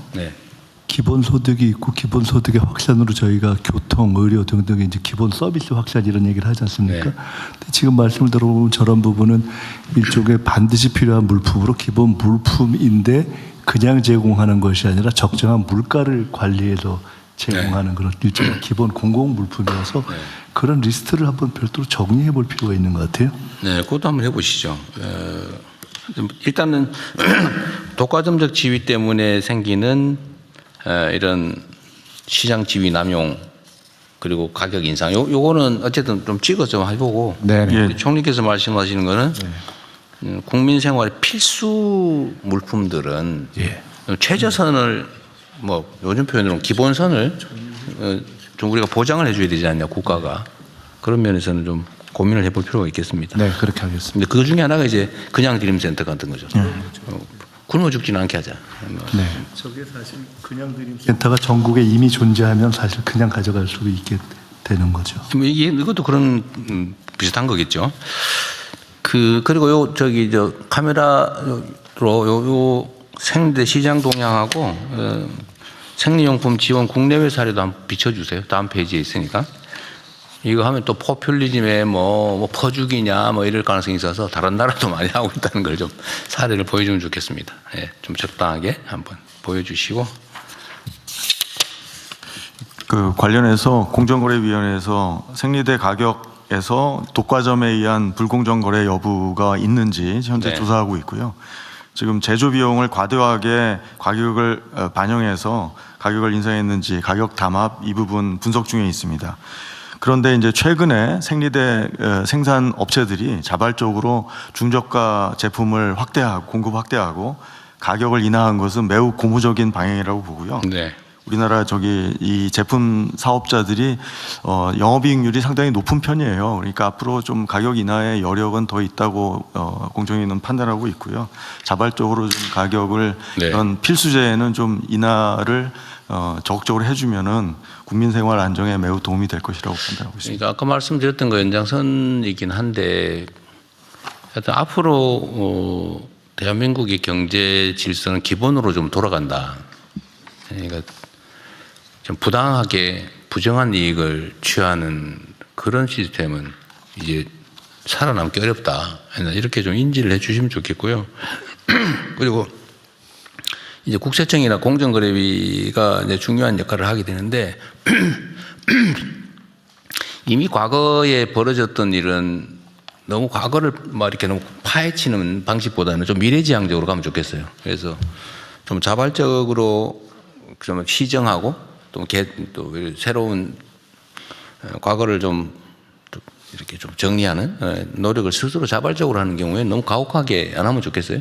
예, 지금 반영하고 있습니다. 네네. 그걸 잘 하시겠지만 이게 또 자칫 잘못하면 선량한 사람들이 먼저 다치는 그런 상황이 벌어질 수 있습니다. 근데 그러지 말아야 되겠죠. 그래서 권한 행사를 할 때는 강제력을 행사할 때는 정말 좀 이렇게 엄정하게 좀 잘 선별을 해야 될 것 같습니다. 네. 단속의 편의 때문에 열심히 좀 개선해 보려는 쪽이 피해를 보거나 이러지 않게 좀 악의적으로 지위를 누리는 그러면서도 모른 척하고 계속하는 뭐 그런 쪽에 집중하면 좋겠고요. 그래서 드리는 말씀입니다. 아까 제가 이 말씀을 드리다 못했는데 어쨌든 부당행위를 해서 일종의 과징금을 이제 부과받거나 제재금을 부과받을 경우에 10%의 이제 포상을 하기로 했는데 제한 없이. 그런데 문제는 그 내부 실제 관여자, 참여자 본인이 신고를 하거나 이럴 경우에 어떻게 할지를 미리 좀 명확하게 해줘야 될 것 같아요. 제 의견을 먼저 좀 말씀을 드리면. 내 신고했다. 내가 과징금이 뭐 과도하게 부과받거나 내가 처벌받으면 신고 안 할 거 아니에요. 네, 이럴 경우는 보통 그 신고자 면책 감면 이런 제도가 있는지도 한번 보고 있으면 그걸 또 보장을 해주고 실제 예를 들면 가담을 한 경우에도 포상금은 주면 좋겠어요. 그래야 실제로 그 내부 가담자들이 신고를 하겠죠. 대신에 직접 가담한 경우는 좀 제3자가 한 경우보다는 좀 깎아야 되겠죠. 일정 정도 감해서 제 생각에 반 정도를 감하든지 뭐 이렇게 하는 걸 한번 고민을 해보십시오. 지금 실제로 그 대상으로 지급할 거죠? 지금 하고 있고요. 자진신고. 관련자들이 가담자. 그러니까 일종의 뭐 법적으로 표현하면 공범, 공범의 경우도 신고를 하면 면책 감면, 형처벌 감면에다가 지금 포상은 아마 안 해줄 가능성이 많은데 포상도 똑같이는 그렇지만 약간 감해서 포상해 주는 걸로. 그러니까 자진신고 감면제와 포상제의 결합을 좀 보완을 두 개를 결합해서 방안을 마련할. 공정위 소관 업무 말고 다른 부처들도 이 포상제도 가지고 있는 거 많죠. 똑같이 고민해서 최대한 포상을 올리고 정부가 손해를 볼 정도만 아니라면 포상은 과감하게 제한 없이 일정 비율을 해주고 최저선도 보장해주고 가담자도 면책 또는 감면 그리고 포상도 약간의 감을 하되 당사자도 지급하는 걸로 그렇게 좀 다른 부처들도 준비를 좀 해주시기 바랍니다.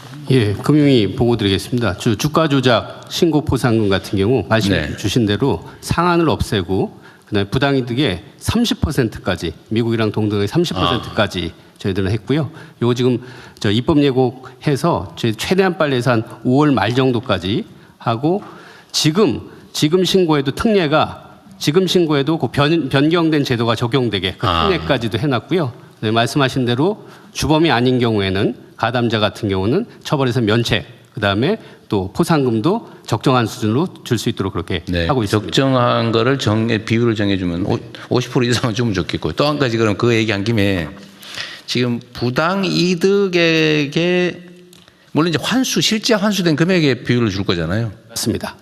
그리고 아예 부과는 했는데 못 받은 경우. 이런 경우에 부가액을 기준으로 줄 수는 없지만 그런 경우에도 최저 금액은 지급을 해주는 게 좋을 것 같아요. 부가액의 일정 %는 부과 당시에 지급하고 최종적으로 실제 환수된 금액은 소위 잔금으로 다 지급하는 이렇게 좀 하면 좋겠고요. 정부 재정에 손실이 나면 안 되니까. 지금 이제 말씀 주신 대로 지금 왜 그렇게 소극적으로 했냐면 과징금은 부과했는데 실제 징수가 안 되는 경우들이 있기 때문에 그래서 소극적이었는데 이번 제도를 바꿔서 확실하게 징수가 된 이후에 저희들이 그걸 기반으로 해서 돈을 지불하고요. 대신 안 돼도 최소한 300만 원에서 500만 원까지는 또 지급하는 그 투트랙으로 저희들이 제도를 300만 원, 500만 원 최저로 하되 일단 부과하면 부과된 금액의 30%를 지급한다 그러면 그 중에서 뭐 5%는 미리 지급하든지 그런 것도 고민을 해보십시오. 왜냐하면 앞으로는 이 환수된 금액을 그냥 국가재정에 일반적으로 포함시키지 말고 그럼 별도 기금 형태로 하든지 해가지고 이런 부정불법 행위를 막는 사업의 재원으로 좀 쓰면 좋겠어요. 그것도 한번 기획을 좀 해보시고요. 아까 저기 주식 관련해서 부당 이득액 얘기를 했는데 부당 이득 안 한 경우에도 원금도 지금 몰수하게 돼 있잖아요. 네, 그렇습니다. 주가 조작에 이용된 금액을 몰수하는 조항이 있잖아요. 네네. 근데 그게 명확하지 않아가지고 지금 법원에서 판결을 잘 안 하는 모양이던데 그것도 그런 경우에는 원금 투자금 그 주가 조작에 동원된 금액도 지금 몰수하게 돼 있잖아요. 예, 자본시장법에는 원금을 몰수하게 돼 있는데요. 법원에서 판단할 때 범죄수익은닉규제법인가 뭐가 있는데 거기서는 그 원금을 거기서 빼잖아요. 반영하지 않고 수익만 반영을 해서 그 법을 이제 법 쪽에서 좀 반영을 해줘야 됩니다. 그러니까 아니 원금도 몰수하는 조항인데 지금까지 안 했지만 앞으로는 하기로 했잖아요. 네네. 하면 그 원금에 대해서도 포상을 해주라고요. 네네, 알겠습니다. 네, 그 검토를 하겠습니다. 국가가 그런 거 부당한 건 아니지만 그걸 다 취득할 필요는 없잖아요. 그래서 그 권장하는 측면에서 주가 조작에 대해서는 투자 원금도 몰수할 수 있고 몰수하는 경우에는 그 몰수된 금액의 일정 부분도 포상금으로 주는 걸로 부당 이득액이 몇 %만 하지 말고요. 네, 하여간 법적으로 해서 보도록 하겠습니다. 네. 예, 법제처장입니다. 한 가지만 말씀드리겠습니다. 네네. 아까 그 국민생활 필수품 관련해서 그 지금 최저임금을 산정함에 있어서는 근로자 생계비를 조사하게 되어 있습니다. 근데 그 근로자 생계비 조사 대상 품목들을 참고하시면 좀 도움이 되지 않을까 싶습니다. 대표적인 게 이제 속옷 같은 것들이 있습니다. 왜? 속옷 같은. 속옷. 지금 대통령 조금 저희 논의한 거를 이렇게 정리해 볼 수 있을 것 같습니다. 아까 논의 중에 일종의 개혁을 정상화라는 개념으로 해서 전 분야로 좀 정리해 보자 그러셨는데 네. 첫째는 저희들이 해야 하는 국가 정상화 내지는 사회 정상화로 개혁을 정상으로 첫째 정리하고요. 두 번째는 원래 사실 제도가 없는 게 아니라 있는데 실효성이 없는 것이 대부분이기 때문에 그렇죠. 우선은 신설보다는 실제로 실현을 강제하는 강화를 해서 실제 실현되게 하는 방식으로 하고 세 번째로는 그렇게 하기 위해서는 지금 전반적으로 신고와 경제적 어떤 제재의 강화를 통한 방법을 저희가 일반적으로 얘기해 왔지 않습니까? 그렇게 하면 될 것 같습니다. 그것을 실제로 어떤 위법을 못하게 하려라 엄두를 못 내게 할 정도의 대대적인 경제의 강화로 될 것 같고요. 거기에 하나 더 추가될 수 있는 것이 그런 과정에서 신고를 활성화하고 당사자의 경우는 면책하고 당사자가 해당될 경우에는 차등 포상하고 뭐 이런 몇 가지 조금 정리가 될 것 같거든요. 이런 것이 기존의 헌법존중 TF에서도 이런 것이 반영돼서 저희들이 해왔기 때문에 대통령님께서 지금 저희 국정을 시작한 이후에 여러 부분에 지적해 오신 것들이 좀 종합되어지는 시점인 것 같아서 이 말씀을 드리는 이유는 이거를 저희가 정리를 총리실에서 할 테니까 모든 부서에서 해당되는 것 중에 이런 위법 내지는 어떤 사회에 있어서의 문제가 되는 부분이 있지 않습니까? 관련된 모든 걸 정리해 주세요. 그래서 이렇게 하면은 일종의 사회 정상화 프로그램 같은 걸로 한번 정리를 해볼 수가 있을 것 같으니까 정리해서 취합해서 저희가 다시 그거를 한번 좀 일관성을 갖고 정리를 해보겠습니다. 그렇게 해서 한번 다시 논의를 하도록 하죠. 국가정상화위원회 이런 거 하나 만들어서 누군가 좀 객관적인 사람한테 맡기고 정부에서 적극 지원 참여하면 될 것 같습니다. 네.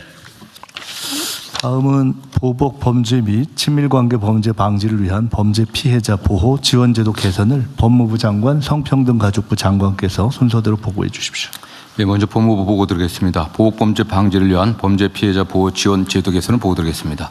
최근 범죄 피해자를 대상으로 한 보복범죄가 급증하고 있습니다. 2024년도 기준 2020년 대비 약 4.5배 증가한 1617건의 보복범죄가 발생하였습니다. 누적 건수는 3,300건 이상입니다.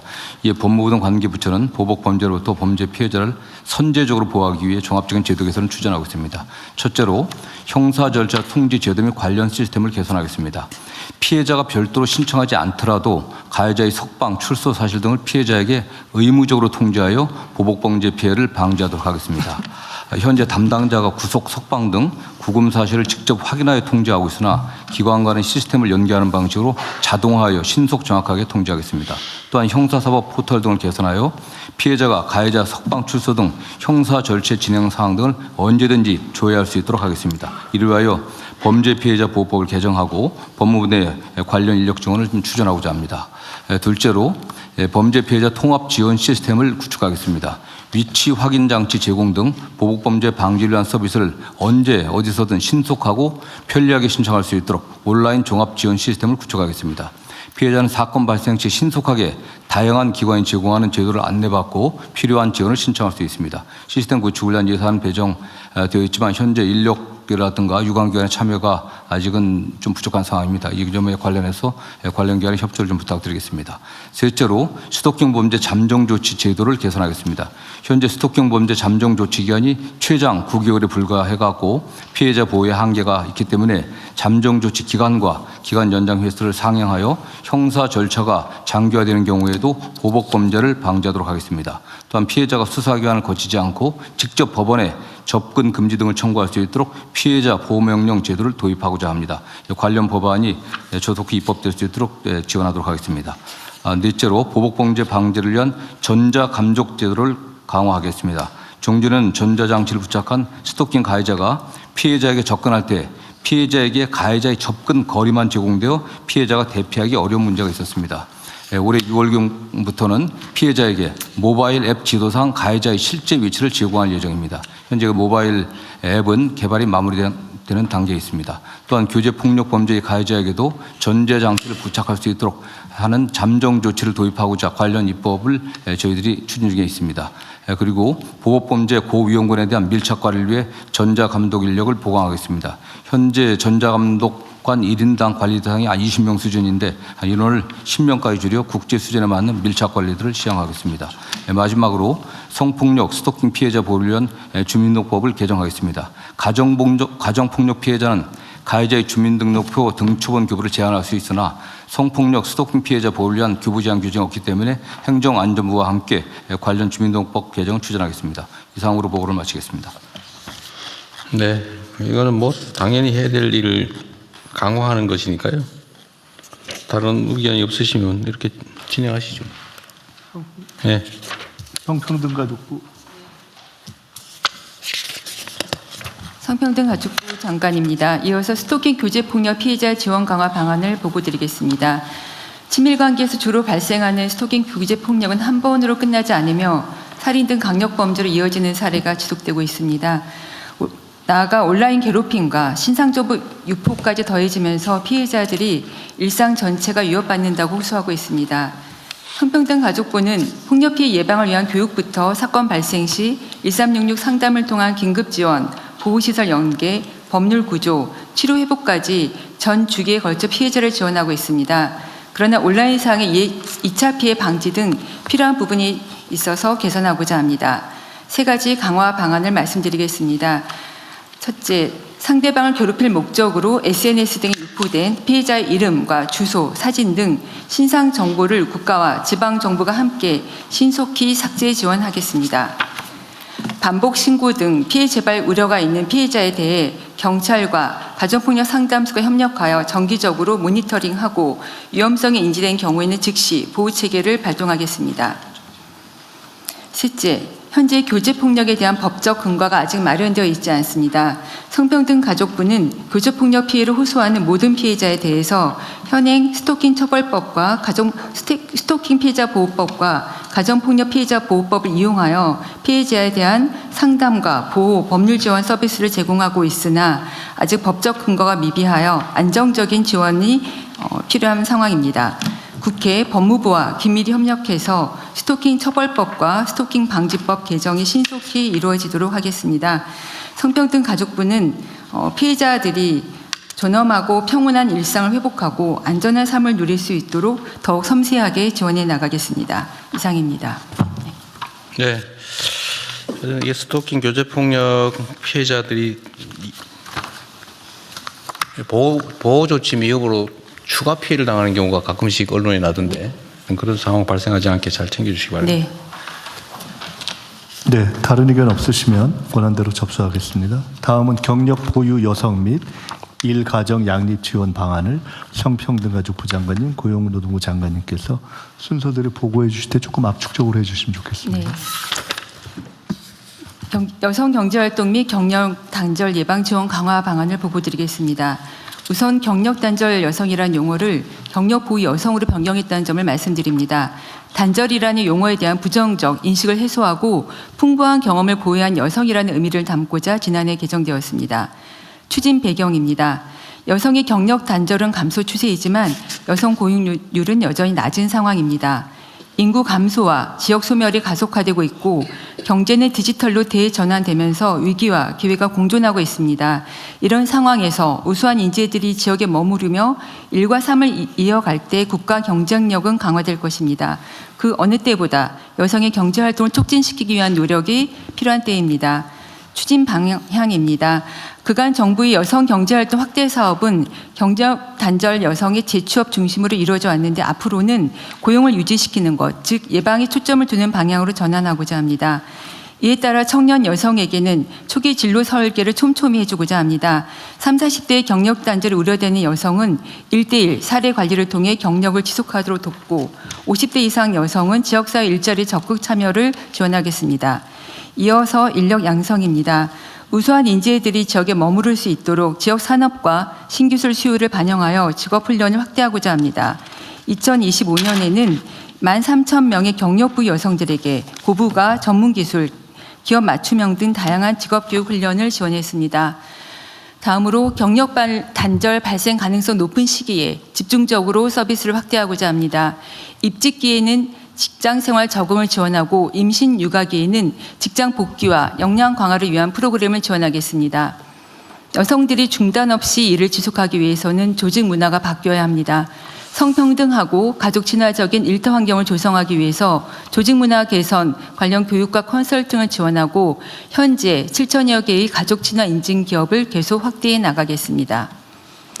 차별 없는 일자리 환경과 가정 내 맞돌봄이 가능한 가족 친화 인증 기업은 그렇지 않은 기업보다 근로자 만족도와 기업 생산성이 모두 높다는 연구 결과가 있습니다. 마지막으로 지방정부와 중앙정부 역할을 강조하고 싶습니다. 지방정부의 여성 고용 서비스가 상향 평준화될 수 있도록 프로그램 개발을 지원하고 지방정부와 협업을 강화해 나가겠습니다. 각 부처에 대한 협조 사항입니다. 경총과 상공회의소, 소상공인 연합회 등 지역 내 일자리 유관 기관이 경력 단절 예방 사업에 관심을 갖고 참여할 수 있도록 해주시기 바랍니다. 아울러 중소기업 정책자금 한도 우대와 외국인 채용시 사증, 체류 우대 등 부처별 가족 친화 인증 기업 인센티브를 적극 발굴하여 정책에 반영할 수 있도록 협조해 주시면 감사하겠습니다. 네, 이상입니다. 네, 의견 주십시오. 자, 고용노동부 장관 이어서 하셔야 되겠네요. 노동부에서 보고드리겠습니다. 여성이 행복한 일터는 모두가 행복한 사회로 간다는 주체 아래 노동부의 일가정 양립 지원제도 추진 방안을 보고드리겠습니다. 배경 및 추진 경과는 자료로 대처하겠습니다. 중점 추진과제 중심으로 보고드리겠습니다. 4쪽입니다.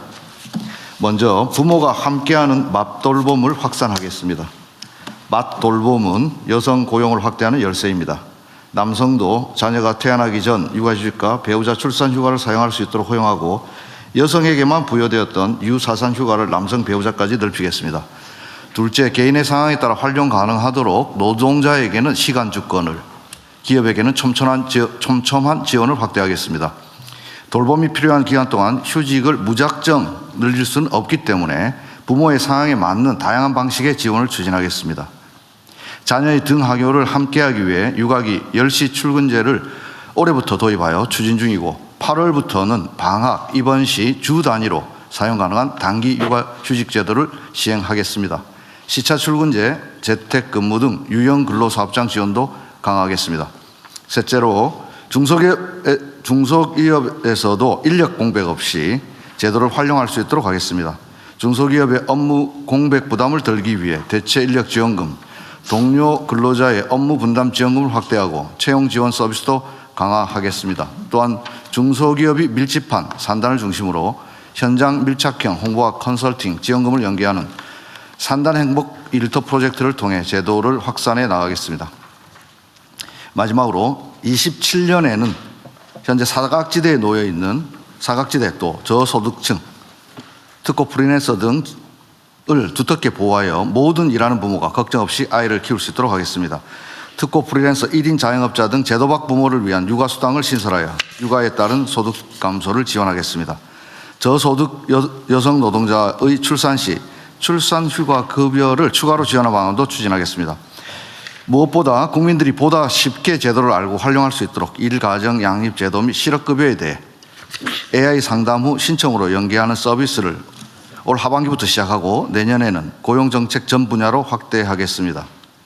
건강보험공단의 임신 출산 정보와 고용보험 정보를 연계하여 임신 출산 노동자 및 사업자에게 보장되는 권리와 의무를 그리고 정부 지원금을 사전에 안내해서 몰라서 못 쓰는 일 없도록 하겠습니다. 앞으로도 일가정 양립이 여성 고용을 늘리고 지속 가능한 사회로 이어지는 기반이 되도록 노동부가 책임 있게 추진하겠습니다. 이상입니다. 네, 노동부 장관님. 네. 뭐 하고 있을 것 같긴 한데 육아휴직을 우리나라는 여성들만 주로 쓰고 남성들은 쓰라고 하는데 눈치 보여서 못 쓰고 있어서 이거를 일정 정도 안 쓰면 일종의 페널티는 아니고 하여튼 뭔가 불이익을 주기로 뭐 그런 제도를 하기로 했던 것 같은데 그거 혹시 아세요? 대통령 말씀처럼 남성의 비율이 작았는데요. 올해 가정 양립제도 34만 명을 이제 돌파했는데 그 중에 남성 육아휴직 비중이 60%가 증가했습니다. 아, 그래요? 네. 그래도 총량에 비하면 총량에 비하면은 20%가 안 되는 걸로 추계됩니다. 그러니까 제가 알기로는 이 북유럽 어디 국가에서는 여성 남성이 이제 육아휴직을 똑같이 쓰는 걸 권장하고 주로는 여성만 쓰고 남성이 잘 안 쓰니까 남성이 육아휴직을 안 쓰면 전체 육아휴직에서 약간의 불이익을 주는 그런 제도가 있던데. 한번 살펴보겠습니다. 남성이 안 쓰면 성평등 가족부 장관 모르세요? 육아휴직 남녀 모두 사용할 수 있도록 제도가 필요할 것 같습니다. 그리고 좀 더 말씀드리면 지금 노동부 장관님께서는 이제 기업에 대한 말씀을 나눠주셨는데 지금 정부와 공공기관의 육아휴직 비율 다른 새로운 얘기 말고 남성 육아휴직을 촉진할 수 있는 방안을 검토하는. 그게 유럽의 어디 국가는 그 제도를 통해서 남성 육아휴직이 거의 뭐 당연한 것처럼 받아들여지고 있는데 우리나라는 여전히 남자들이 뭔 육아휴직이냐 이래서 눈치 보느라고 못하는 경우가 많대요. 60% 늘어봤자 전체로는 20%밖에 안 된다는 거잖아요. 네, 그렇습니다. 그 문제 있잖아요. 네. 어쨌든 그걸 별도로 한번 나중에 검토 한번 해보세요. 알겠습니다. 남성 휴가휴직을 더욱더 촉진할 수 있는 방안 검토하겠습니다. 뭔 제도가 있는데 꽤 유명한 제도인데 한번 찾아보시죠. 예, 알겠습니다. 그리고 가족부 장관님 관계된 거면 말씀하십시오. 네네. 지금 많은 부처에서 그 육아휴직 비율이 높아지고 있는데 좀 일부 부처에서는 남성분들이 여전히 육아휴직을 사용함에 있어서 좀 어려움이 있다는 좀 제보가 들어오고 있습니다. 그래서 오늘 그 국무회의를 기화로 혹시 부처 장관님들께서 부처 내 남녀 육아휴직 사용 비율을 좀 챙겨봐 주시면 좋을 것 같습니다. 네, 이상입니다.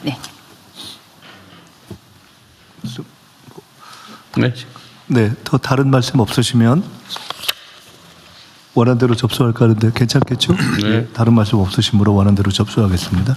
끝으로 전세 사기 방지 대책 국토교통부 장관님 보고해 주십시오. 예, 전세 사기 방지 대책을 보고드리겠습니다.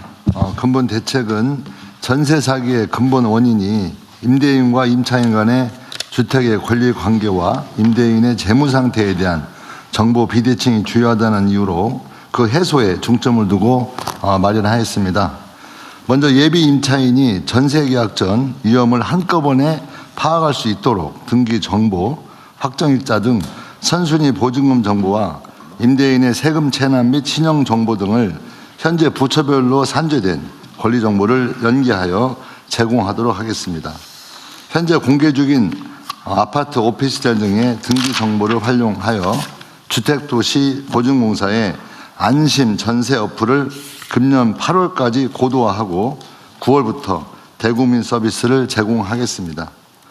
다음으로 전세보증금의 제3자에 대한 효력인 대항력은 전입신고 2길 0시에 효력이 발생하는 반면 근저당은 등기 접수 즉시 효력이 발생하는 시차를 악용하는 전입신고 당일 편법 대출을 막기 위해 대항력 효력 발생 시기를 전입신고시로 조정하겠습니다. 이를 위해 법사위에 계류 중인 주택임대차 보호법 개정안이 3월 중 국회 통과가 될 수 있도록 최선을 다하겠습니다. 또한 전세거래 위험 정보를 금융 시스템에 공유해서 편법 대출을 막도록 하겠습니다.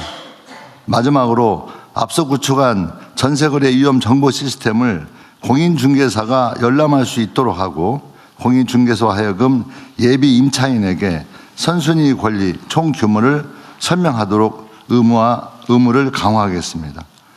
이번 대책이 시행되면 예비 임차인이 계약 전 권리관계 정보를 보다 정확하게 파악할 수 있게 되며 그 위험도에 대한 정보까지 획득할 수 있어 전세 사기가 크게 감소할 것으로 기대하고 있습니다. 이상 보고를 마치겠습니다. 네, 이게 전세 사기 방지 대책인데 좀 잘 시행하면 좋겠고, 전세 사기 구제 대책은 전에 한번 우리가 얘기를 했죠. 네. 그 중에 하나가 어제 전세 사기 피해를 입으면은 그 중에 일부를 재정에서 지원하고 추후에 구상하는 걸로 그렇게 돼 있잖아요. 네.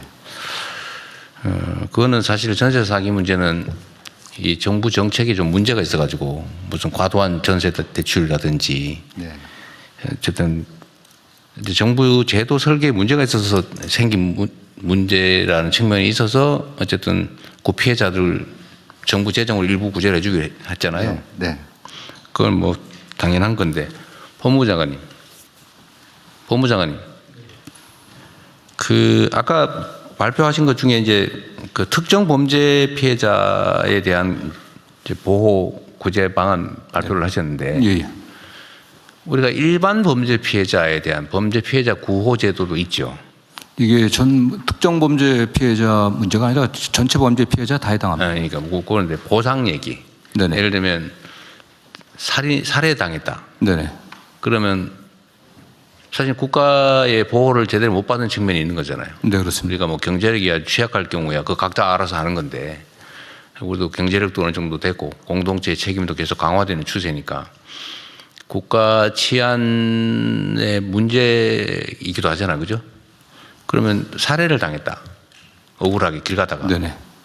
그럴 경우에 일종의 배상은 아니고 보상이라고 하기도 좀 그 금액이 있습니다. 지원 제도가 천몇백만 원인가 있죠. 그걸 좀 대폭 올렸습니다. 네. 얼마 정도 돼요? 제가 지금 정확한 기억은 안 나는데 지금 수치는 그 전보다 전에만 6개월 기준이었는데 기준을 6배였는데요. 상당히 늘리고 상당히 높여놨습니다. 네.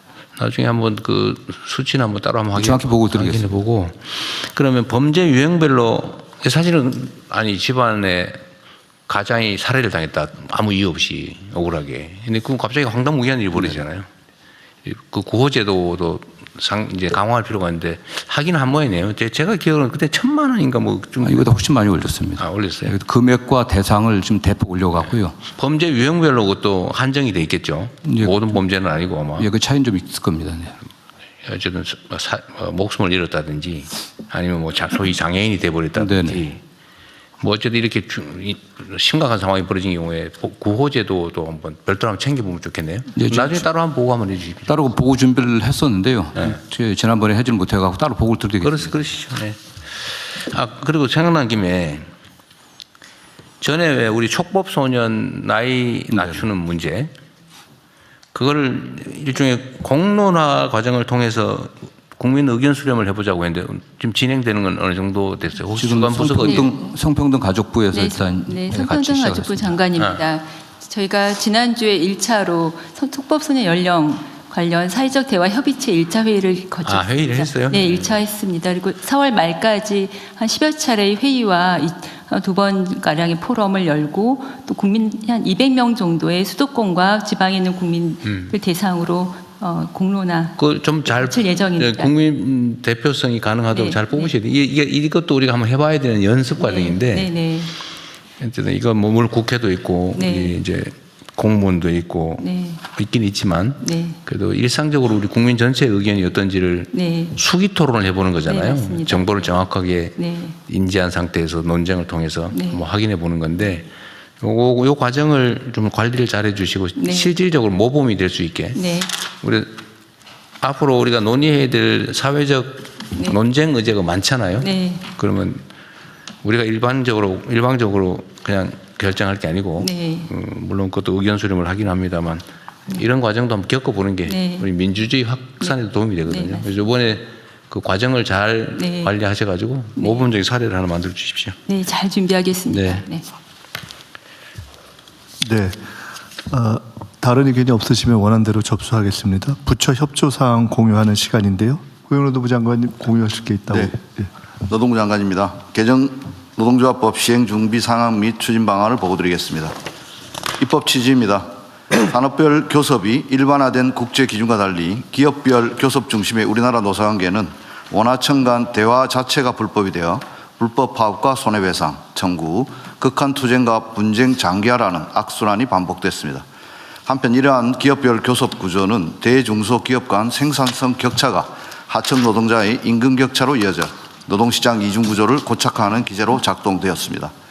따라서 개정노조법은 불법 파업에 면죄부를 주는 법이 아니라 불법의 근원을 없애서 원하청 간 대화를 제도화하여 격차 해소와 동반 성장을 위한 진짜 성장법입니다. 이러한 입법 취지를 충실히 구현하기 위해서 정부는 노사와 전문가 의견을 폭넓게 듣고 제도적 기반과 현장 지원 체제를 촘촘히 준비해 왔습니다. 우선 현장 예측 가능성을 높이기 위해 사용자와 노동쟁의 대상 등 핵심 쟁점에 대한 판단 기준을 마련했습니다. 현장의 개별 구체적 질의에도 면밀한 유권 해석을 제공하기 위해 전문가 자문위원회를 운영하고 자문위원회의 자문을 축적하고 공개하여 반복되는 쟁점에 대한 현장 질서가 조기에 자리 잡도록 지원하겠습니다. 또한 하위법령 정비와 함께 중앙노동위원회와 공동으로 원하청 교섭 절차 매뉴얼도 마련해 제도가 실제 현장에서 작동할 수 있도록 절차적 지원도 갖추었습니다. 두 번째로 노동위원회와 함께 분쟁 조정의 역할을 강화해 나가겠습니다. 원하청 교섭 과정에서 분쟁이 발생하는 경우 노동위원회가 사용자성 여부 등 핵심 쟁점에 대해 신속하고 공정하게 판단하여 노사 갈등이 확대되지 않도록 하겠습니다. 아울러 노동부 지방간서와 지방노동위원회를 매칭해 현장 대응력을 높이고 의도적인 교섭 지연이나 회피가 있는 경우에는 부당 노동행위 여부를 신속히 조사하여 제도의 실효성을 담보하겠습니다. 마지막으로 공공부문은 정부가 실질적 책임을 져야 하는 영역입니다. 정부는 지난 11월부터 관계부처 TF를 운영해 협업체계를 정비해 왔습니다. 앞으로 공공부문의 모범 사용자로서 선도적 역할을 수행하여 모범 사례를 발굴하고 민간으로 이어지도록 하겠습니다. 각 부처와 협업을 상시화하여 공공부문 상생협력 우수 모델을 만들기 위한 지원을 강화하겠습니다. 노동계는 대화가 제도화된 만큼 연대라는 가치 아래 질서 있는 교섭이 진행될 수 있도록 산하조직을 지도해 주시고 경영계도 원하청 상생이 궁극적으로 기업 경쟁력 강화로 이어진다는 점에서 함께 노력해 주시기를 당부드립니다. 정부의 역할 아무리 강조해도 지나치지 않습니다. 정부는 현장과 계속 소통하면서 개정노조법이 안정적으로 정착될 수 있도록 끝까지 책임있게 뒷받침하겠습니다. 이상입니다. 네, 수고하셨고요. 노동부 장관님 얘기 나왔으니까 제가 그 관련된 얘기 하나 말씀을 드려야 되겠는데, 제가 전에 여러 차례 정부가 모범적인 사용자가 돼야 된다. 네. 그 중에 대표적인 게 최저임금 주고 고용한다든지, 퇴직금 안 주려고 11개월 뭐 29일 일 시킨다든지, 정규직 안 시켜주려고 1년 11개월 만에 계약 끝내고 또 한 달 쉬었다가 다시 또 1년 11개월 계약하고 그런 거 있잖아요. 그거 하지 말라고 했잖아요. 제가 여러 차례. 네. 그런데 이게 제가 여기서 얘기를 하면 그게 곧바로 정부 부처는 물론이고 정부 산하 공공기관 또는 관련 협력 단체 기관들 그리고 지방자치정부에 다 신속하게 전파돼 가지고 그 시행이 돼야 되잖아요. 네. 근데 얼마 전에 제가 뉴스 보니까 계속 그걸 하고 있더라고요. 그건 심지어 딱 하루를 빼고 계약을 해가지고 퇴직금 안 주고 또 그게 그런 식의 계약을 또 반복하고 그래서 그걸 기자가 물어보니까 우리는 못 들었다 그랬다는 거 아닙니까? 그래서 제가 이게 제가 아무리 강조를 엄청나게 했는데 제가 이런 얘기를 하면 관계 부처들이 각자 관련이 있잖아요. 예를 들면 그 산하기관은 기재부 관계가 있고 그 행안부는 지방정부 관련이 있고 노동부는 당연히 직접 관계 있고 다른 부처들도 마찬가지로 다 그 비정규직 고용을 하거나 임시직을 쓰는데 그러면 이거를 국무조정실이든지 어딘지 한 번 모아가지고 신속하게 어떻게 시행할 건지를 기획을 한 다음에 전파하고 또 예를 들면 적정 임금은 어느 수준인지도 빨리 계산하고 안 되면 잠정적인 금액이라도 정해서 통보해서 이 정도를 권고를 하든지 기준을 강요할 수는 없지만 기준을 만들어서 전파하고 계속적으로 쓸 때는 정식으로 고용하고 퇴직금 적정히 주고 11개월 일했으면 12개월 해서 주는 퇴직금보다는 더 많이 줘라 오히려. 제가 그 얘기도 했잖아요. 공정임금이라고 이름 붙였던가. 네. 그거 빨리빨리 시행을 해야 되는데 지금도 이렇게 여기저기서 몰랐다 이런 얘기 나오는 걸 보고 제가 좀 아쉬웠어요. 네. 일단 주무부처 장관으로서 그 보도를 보고 저도 놀랬고 대통령께 또 명부스럽습니다. 다만 확인할 수 있는 것은 몰랐다는 것 저도 이해가 잘 안 되는 것이 대통령 말씀 있고 나서 저희들이 실태 조사한다고 다 문서를 내렸습니다. 아, 그랬어요? 예, 그리고 2,200개 되는 공공부문 또 지방정부 모두 지금 실태 조사를 하고 있고. 아, 그랬어요? 예, 있습니다. 그래서 저희가 보도 나오고 나서 월요일 날 다시 한 번 더 모든 지방정부에 다시 한번 문서를 시달했고 또 오늘 행안부 차관님 오셨는데 행안부하고도 공동으로 지방단체, 지방정부하고 간담회도 열 예정이고 어제 저희들이 필요하면 이제 지키지 않는 곳에는 불시 점검도 시행하겠다고 보도자료를 냈습니다. 이런데도 못 들었다고 하면은 못 들은 것 말을 안 했나 그랬더니 말을 했는데 못 들었군요. 못 들었다는 것부터 먼저 가겠습니다. 알겠습니다. 저의 오해였습니다. 일단 그런 게 있으면 신속하게 해명도 하시고 예를 들면 일단 보도라고 하는 게 나오면 언론의 역할이라고 하는 게 있기 때문에 국민들 그렇게 인지하거든요. 대통령이 말을 했는데도 시행이 안 되나 봐. 콩가루 집안인가 봐. 이렇게 되면 안 되잖아요. 그죠? 좀 보는 건 설명을 정확하게 빨리 신속하게 하고 그러면 나머지 마저 시행해 주시고요. 끝나기 전에 비공개하기 전에 제가 하나만 말씀을 좀 드리겠습니다.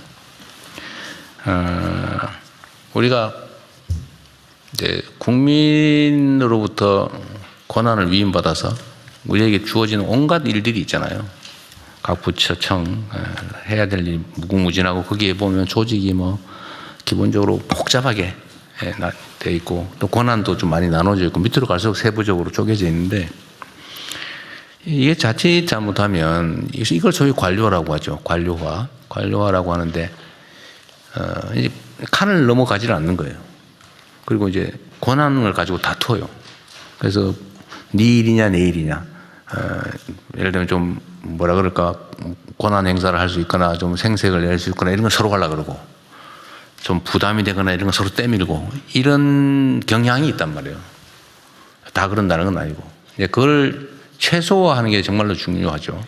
최소화해서 서로 자기 부담되는 일일수록 내가 하려고 그러고 생색나고 권한 있는 일일수록 존중해서 다른 부처가 해도 다 협조해주고 이게 좋은데 쉽지는 않아요. 그러나 그런 방향으로 가야 되겠죠.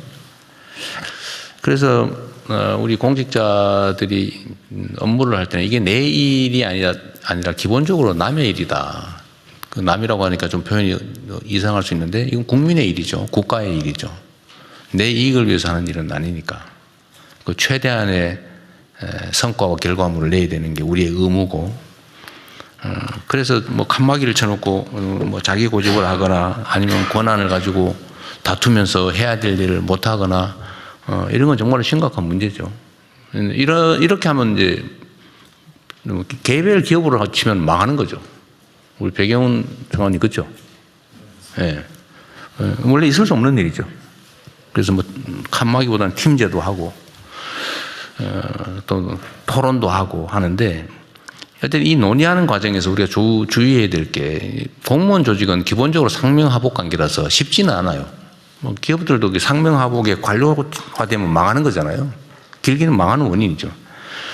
근데 관료 조직은 어쨌든 권력이라고 하는 게 국민으로부터 주어지고 그게 영속적이니까 망하지는 않지만 비효율이 이제 극대화된단 말이에요. 그래서 이걸 어쨌든 얼마나 극복하느냐에 따라 정부 효율이 올라가는 거예요. 최대한 우리가 지휘 명령의 수직적 관계를 유지는 하되 거기서 생기는 부작용을 최소화하려면 칸막이를 최대한 낮추고 서로 토론하고 존중하고 협력하고 그래야 된다는 거죠. 물론 충실하면 기본이겠죠. 그런데 지금도 제가 이렇게 보면 뭐 여러분들은 잘 못 느낄지도 모르겠는데 밑으로 내려갈수록 이렇게 밑으로 내려가면 내려갈수록 대화가 잘 안 되는데 보니까 그리고 일방적이에요. 그리고 권력 관계가 작동해요. 예를 들면 장관과 차관, 차관과 국장, 실장 뭐 이 관계도 이러면 대화가 안 되거든요. 수평적인 관계에서 대화는 어느 정도 좀 정착돼 가는 것 같은데 이 수직적 관계에서는 대화가 아니고 오로지 지휘 명령만 있는 것 같아요. 지휘와 복종만 있는 것 같습니다. 이러면 조직이 발전이 안 돼요. 제가 뭐 전에도 말씀드렸지만 세상은 일선에서 현장에서 막 변해가는데 빠르게 변해가는데 일선에서 가장 늦은 사람이 가장 큰 권력을 가지고 있는 게 이 관료 조직의 특성이거든요. 제가 제 최고의 권력을 가지고 있지만 사실 가장 멀리 떨어져 있죠. 현장으로부터. 그래서 저도 조금만 자칫 놓치면 그냥 옛날 사람 돼버리는 거예요. 저도 그러지 않으려고 많이 노력하죠. 그래서 가능하면 여러분 의견도 아니면 뭐 국민들의 의견도 하다못해 그래서 막 밤늦게까지 여기저기 뒤지면서 뭐 혹시 뭔 얘기 하나 이렇게 몰래 한번 들여다보고 뭐 이렇게 하는 거예요. 며칠 좀 제가 다 읽어보고 딱 밤에 막 12시에 막 1시에 보내는 이유는 제가 잊어버릴까 봐 그런 거예요. 그래서 제가 부탁을 좀 드리고 싶은데 어쨌든 수직적 조직이지만 최대한 수평적 문화가 좀 도입되고 정착되도록 노력해 줘야 된다. 그리고 지휘와 명령, 복종은 기본이긴 한데 그럼에도 불구하고 대화 소통해야 된다. 현장으로 내려갈수록 즉 직급이 낮으면 낮을수록 가장 국민에게 가깝죠. 권력이 크고 지위가 높을수록 멀리 떨어져 있어요. 이제 이걸 극복을 해야 성과를 내는 유능한 조직이 되는 겁니다. 그래서 좀 어렵더라도 좀 지휘하면 쉽거든요. 시키면. 그리고 담당자 입장에서도 시키는 대로 하는 게 제일 편해요. 책임도 없고. 그러면 그 조직 발전이 안 돼요. 국가 발전도 지체되겠죠. 어렵겠죠. 그래서 이걸 최소화하려면 정말로 수평적으로 존중하고 대화를 해야 되는데 그러려면 상급자의 노력이 필요합니다. 하급자는 권력으로 눌려 있는데 뭘 하고 싶어도 안 되고 하고 싶지 않아요. 기본적으로. 뭐 속된 말로 찍힐 수도 있고 괜히 괘씸죄 적용돼가지고 불이익 받을 수도 있고 하니까 최대한 말 안 하고 시키는 대로만 하고 싶어요. 이러지 않게 만드는 건 상급자의 역할이죠. 그래서 의도적인 적극적인 노력이 필요합니다. 수평적 조직으로 만들기 위한 대화를 하기 위한. 그래서 예를 들면 어느 국단이든 과단이든 그냥 일선에 신입 직원까지 다 모아서 높은 자리에 앉아가 나 앉고 너 저렇게 앉고 이렇게 하지 말고 똑같은 자리에 앉아가지고 동그랗게 만들어 놓고 똑같은 자리에서 똑같은 거 먹으면서 막 얘기를 시켜봐야 돼요. 그걸 습관화해야 됩니다. 말 안 해요. 한참 여러 번 연습해야 겨우 할까 말까요. 근데 이런 노력을 해야 비로소 입을 조금씩 띄고 의견을 조금이라도 내요. 그래서 아무리 우리가 그 책상 놓고 모여가지고 막 전문가들 모여서 얘기해 봐야 그 현장에서도 동떨어져 있고 진짜로 조직에 도움이 되는 쓴소리 절대 안 합니다. 하게 만들어야 돼요. 저도 잘 안 돼요, 사실은. 그러나 저는 최소한 노력은 해요. 그래서 일단 대화하고 소통하고 이 노력을 좀 해주라는 거 하나. 두 번째는 기관과 조직들 또는 공직자들 사이에 의견 다툼이 벌어지는 경우가 많아요. 이건 자연스러운 거예요. 이건 나쁜 게 아니에요. 의견 다툼이 없는 건 진짜 문제예요. 의견이 다른 게 드러나는 거는 바람직해요. 네, 그렇게 만드는 게 1단계고. 근데 드러난 이견이 있을 때 어떻게 처리하냐? 힘으로 누르면 다음은 절대 얘기 안 해요. 그럼 조직 발전이 안 돼요. 그 절대로 힘으로 누르거나 하지 않도록 노력해야 됩니다. 그래서 이견이 있을 때, 예를 들면 기관 간의 권한 다툼이 벌어지거나 이런 경우도 말하는 거예요. 그럴 경우는 정말로 진지하게 좀 대화를 하세요. 저한테도 막 이 부처 저 부처에서 의견 많이 내라고 제가 권장했잖아요. 여러분도 좀 내세요. 잘 안 하는, 제가 많이 하는 사람 안 하는 사람 구분하거든요. 저분은 의견을 자주 내는 사람, 메시지로도 내는 사람, 저분은 절대 말 안 하는 사람, 의견 안 내는 사람 그리 선량한 사람 아니에요. 어쨌든 그건 참고하시고요. 의견을 많이 내는데 의견이 다르면 정말로 그냥 있는 대로 드러내놓고, 왜냐하면 개인 사업을 하거나 개인의 이해관계, 이권 때문에 하는 얘기가 아니기 때문에 가능해요. 자기 이익을 따지는 경우라면 그건 대화가 더 안 되겠죠. 근데 자기 이익이 아니라 정말로 공리를 위해서, 공익을 위해서 우리가 일하는 정상적인 공직자라면 사실 뭐 숨기고 은폐해서 뭐 뒤통수 치고 이럴 필요 없잖아요. 잘 되자고 하는 거니까. 그것도 내가 아니라 다른 국민이 잘 되자고 하는 거니까, 나라 잘 되자고 하는 거니까 정말 있는 대로 그냥 허심탄회하게 얘기를 하고, 오해가 있는 것들은 좀 조정을 좀 하고, 타협을 해서 의견을 좁혀보는데 안 좁혀지는 부분이 있어요. 이 나머지 요 최종 부분, 오해를 정리해서 가깝게 하고 이해관계를 조정해서 가깝게 하는데 최종적으로 합의는 잘 안 돼요. 그러면 나머지 남아있는 요 간극을 그럼 어떡하냐. 그때 권한이 행사되는 거죠. 그때만 권한이 행사되는 거고, 그때는 권한으로 해결해야죠. 그리고 그 대등한 기관이라 잘 안 되면 그 상급 기관이 그때 나서서 해결하는 거죠. 그 쟁점만 추려서 부족한, 미흡한 부분은 그때 권한으로 정리해 주는 거죠. 저도 마찬가지죠. 국민들 사이에 온갖 이견들이 막 부딪히고 의견이 똑같을 수는 없어요. 의견이 달라요. 다른데 그러면 이 다른 상태로 맨날 싸우고 있느냐? 그거 안 되죠. 그러면 어느 한쪽 마음대로 하냐? 그것도 안 되죠. 그럴 때 저도 취하는 방법이 끊임없이 양쪽의 얘기를 듣고 조정을 하되 최대한 좁혀보는데, 이때 의도를 가지고 왜곡을 해서 거짓 주장을 하거나 선동을 하거나 아니면 이런 경우는 더 이상 해결이 안 됩니다. 그러면 더 이상 대화가 안 되죠. 그러니까 그런 걸 다 털고 좁혀져서 끝까지 안 되는 요 나머지 요 부분, 남아있는 간극은 결국 권한을 행사하고 책임을 지는 거죠. 권한을 행사하고 책임을 지는. 그래서 권한의 크기만큼 그 책임의 크기가 같다. 어쩌면 권한보다 책임이 더 클 수 있죠. 지위가 높고 권한이 커지면 커질수록.